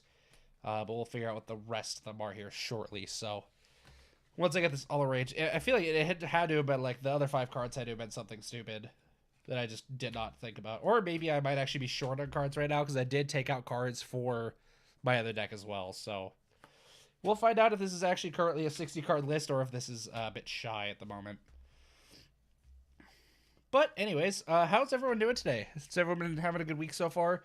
I know it's probably weird to see me streaming this late, but the thing is that, well, this random day of the week, is I've had this entire week off. I am currently unemployed. I am starting my new job on Monday, which is super, super exciting. It's actually going to be a really good job, but I'm probably going to have even less time to do this stuff, so figuring out schedules will be kind of interesting. But we'll definitely find a way to make it work no matter what. Okay, so I see another one of the cards. 2 of the cards. Okay, those make sense. Of course, there's spell cards so far. 1 trap card that I missed. Which, they all totally make sense. Wait, where did that one go? Did that one just disappear? Oh, no, they ended up in this pile. Okay. I see. I see. Alright, that guy over there. That one I got. That one I did get. Okay, I'm going to kind of organize these a little bit into, like, starters and stuff like that. Alright. Yeah, no, I actually love this deck, and the cool thing about this variant of the deck is that it turns it from a blind going second deck into a going first deck that can actually, like, play through Disruption, which is just awesome. So, wait, let me get... I'll put that at the end here, because it's an extender. Searchable stuff. I guess this kind of goes with that, so I'll leave that there. And then extenders. Okay, I think that's fine. I think that looks pretty good so far. This one we will do like this. Okay, I just gotta sort out the monsters really quick. I guess also as well, if you're still in chat or if you're watching the replay of this, what's your guys' favorite deck to play? I'm kind of all over the place. For the most part, I'm on scraps, but I play a lot of decks. Like I'm currently playing Fluffle, D2D, Prank Kids. I got Despia stuff on the way now that Aluber went down to like $70. Speaking of which, how is he sitting right now? Let me go check the updated price on him as the day has gone out after his announcement. Because I've been watching him still slowly going back up, which is just awesome. I'm glad I climbed on him right away last night. So right now, Aluber is, 90 for the lowest on Direct. Okay, so there's 4 $72 copies of him, which is bad. But after those 4 copies at $72, he's back up to $80 for 1 copy and then 90 again. So Aluber has already jumped basically, with the exception of like 5 cards, back up to a $90 card. Which is why I'm really glad I jumped on him at 75. Yeah, if you guys want Aluber, you basically have to get in quick. Otherwise, he's just going to be gone. Just a fair warning to you guys. Or if you want to wait for the Ghost from the Past reprint, I don't blame you there as well. Because he might have a chance to go back down again. Like, he entirely could still. And of course, you know, the reprint will probably be cheaper as well since it's going to be an ultra rare. So, totally up to you guys how you decide to go on that one. But I think if you have any interest in the deck, I would pick it up sooner rather than later. I'm playing 2 copies of this card, aren't I? That might have been part of the problem as well. I'll find out momentarily. I was playing the brass. I was. Oh, that's hilarious. I thought I had cut something for it. That makes so much sense, though. Okay, I think I'm just about done. So I was playing 2 of that card as well. And then, of course, I forgot this last one here. Okay. Yep, I see all the cards I forgot now, and yep. Okay. Let me just go and get everything fully organized here, and then I will give you guys a quick deck profile. And, yeah, we can dig into some fun stuff. Maybe show you a combat tutorial if anyone's interested. Okay, just gotta figure out how to organize this here. Just like that. Oh, I have you back there. Okay, yeah, so that doesn't really matter too much. Bonus scraps. Okay, then machinas.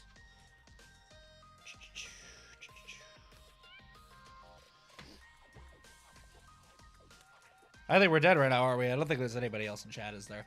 You know, honestly, I don't mind. Like, I don't. Sometimes it's fun to just sit here and ramble to myself online. You know? It's actually kind of sometimes more gratifying when there's nobody else around, so you can just kind of be yourself for a little bit, which I think is great. Alright, so these need to go right here. I'm going to make the... Actually, let's separate these for the Orcus package. Yeah, I think that's fine. Probably going to change this ratio around. I just got to find a third copy. Okay, so... Oh, yeah. Definitely goes you, then you, then you. Just dead cards. Okay. I think I got this all laid out here for a profile. Let me go ahead and get you guys hooked up here. Gonna have to readjust this whole camera setup because it's set up for face-to-face stuff right now. Always fun trying to figure this part out. Where is... There it is. Okay, let me turn up my light so you guys can actually see this better.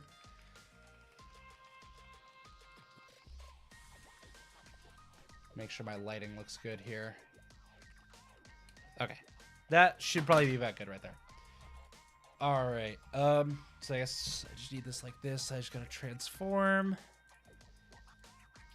Okay. Almost there, guys. Almost there. Like I said, if anyone's watching this live or the replay, congratulations for making it this far. I'm proud of you. And then flip vertical. There we go. So now this is a view where you guys and I see it the same. So that camera is very crooked. I'm noticing this now. There. That looks a little bit better. It's not at all perfect yet, but... Alright, so this is my Scrap Machina PK Orcus deck profile, and I definitely think you guys will enjoy this one. So let's get started with the monsters here. Got triple Scrap Raptor. Oh, that chat is in the way hardcore. I'll just move my cards over. It's fine. Played triple Scraptor, because absolutely mandatory. It's one of our biggest play starters.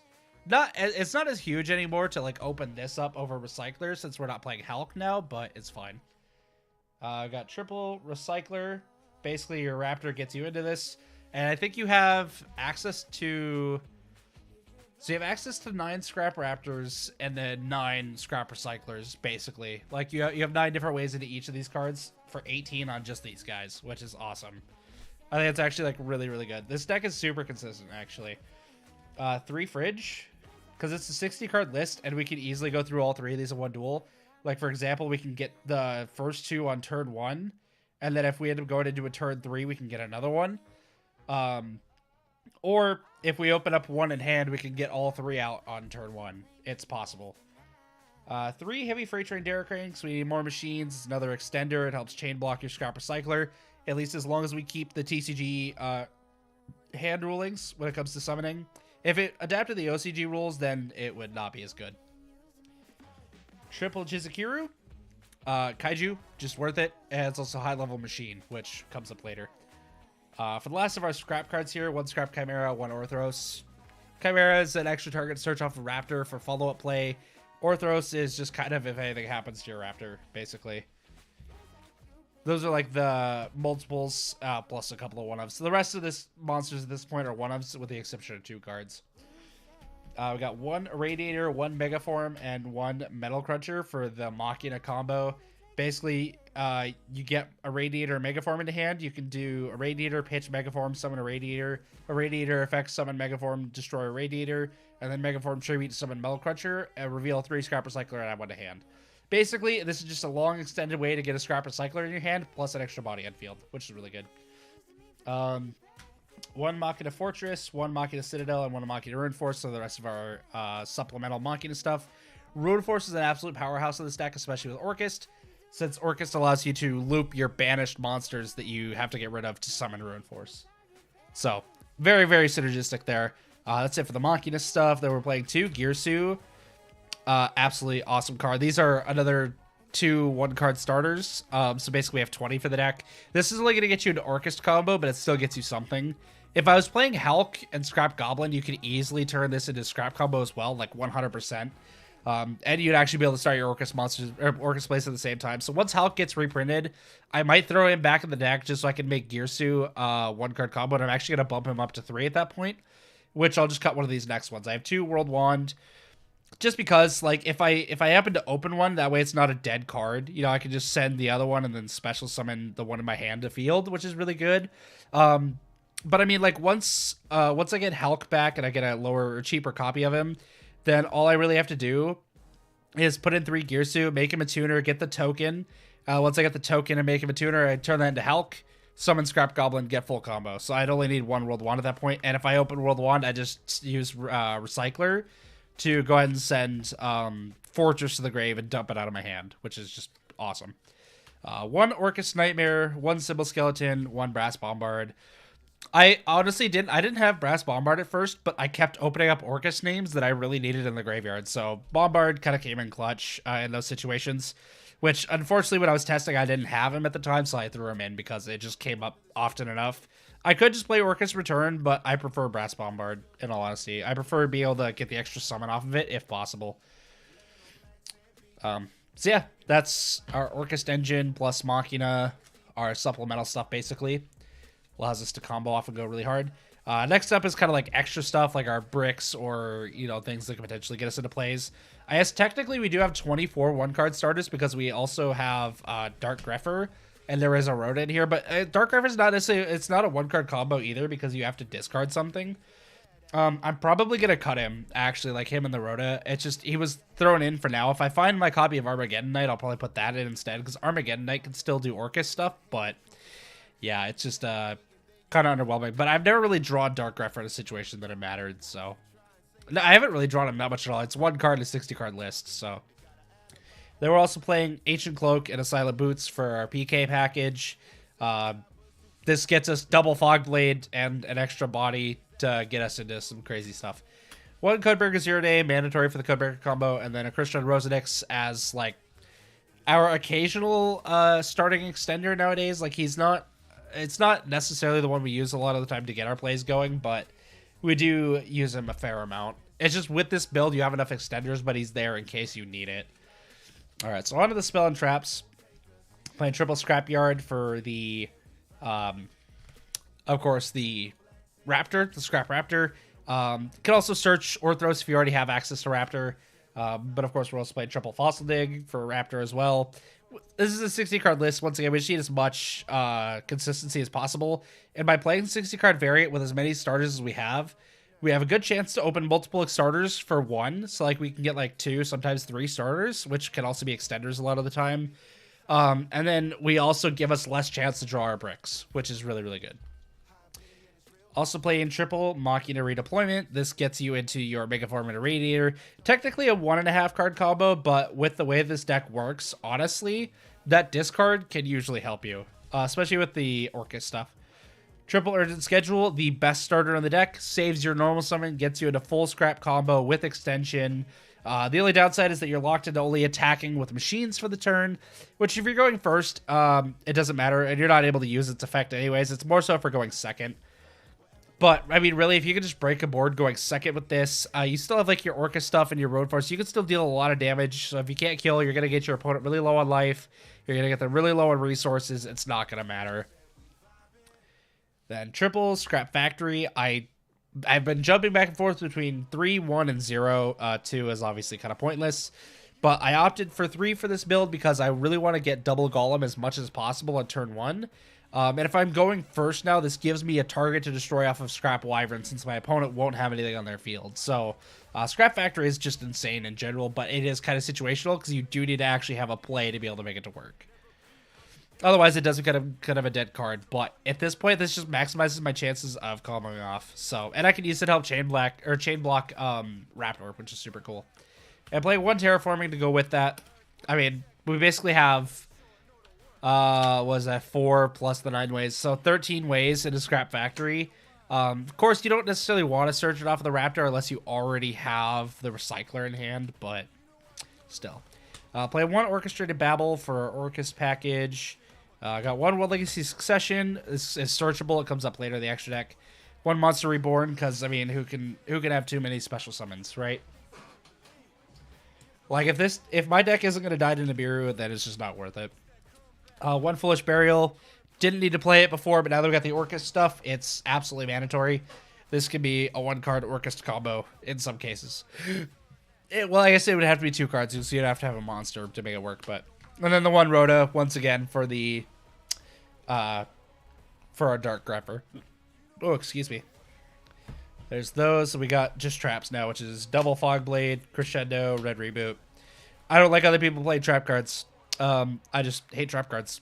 I only have 1 Red Reboot in right now, but I got back row hate in the side deck for if I find those matchups. But with how much there's been like base and stuff like that, I haven't been too worried about back row decks, and you know, it just hasn't been too much of a concern for me. But if I go against a back row deck, I will just, you know, side in turns or games 2 and 3. So it's not even a big deal. So there's our entire main deck. I'll get the extra really quick, and I can pull out the side here in a minute.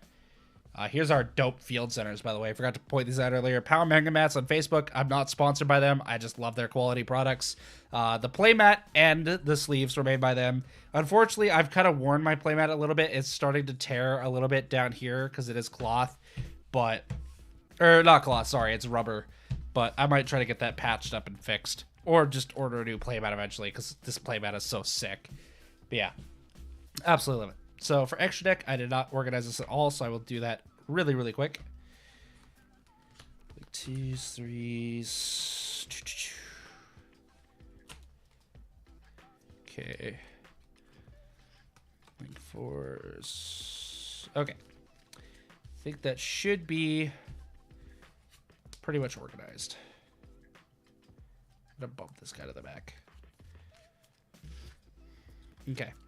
So start off playing 1 Link Spider. Just need to clear tokens.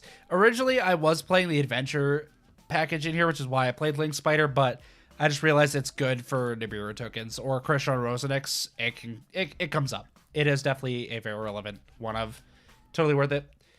Double Scrap Wyvern, the only 2 of in the extra deck because this is your main playmaker. I've actually had a couple times come up where they imperm Scrap Wyvern on summon, and I had another body in field, so I was able to make a second one, and then I just got off with my plays like normal. But most of the times it's for like a turn 3 or turn 4, depending if you go first or second, just to get your plays back online. It is such a good play starter. It's insane. 1 Galatea for Orcus stuff.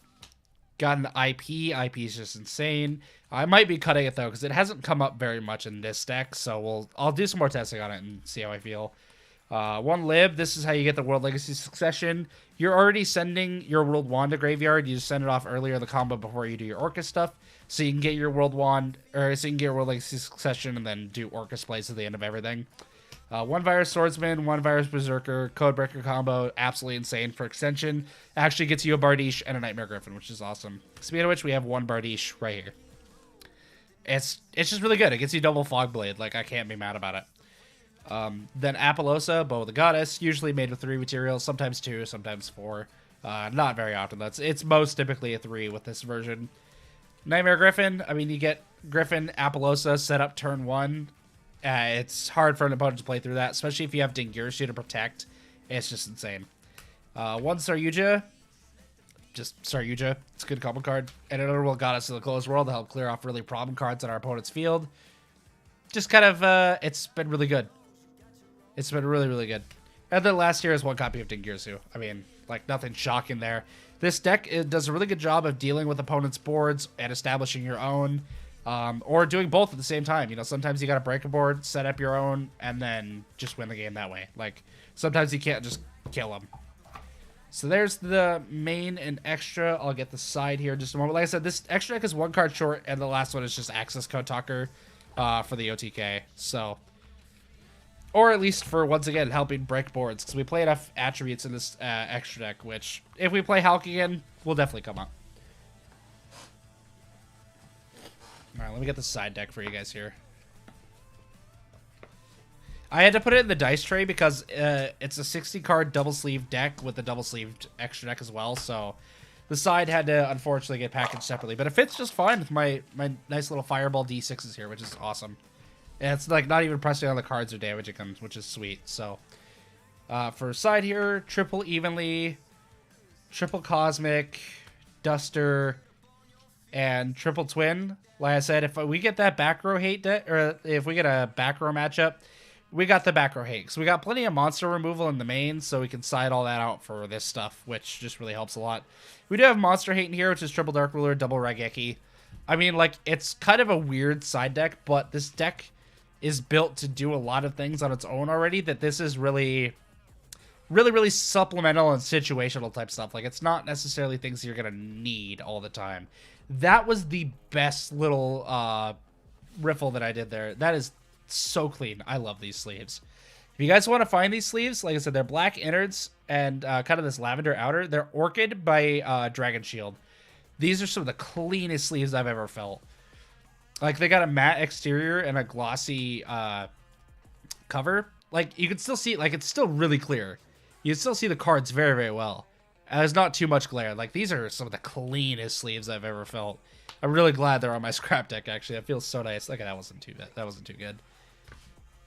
Yeah, I've been terrible at fanning. So the fact that I can fan cards like this decently with these is a sign of something. Because I can never fan cards for shit. I mean, look at that. That is beautiful. I love that. It feels so nice.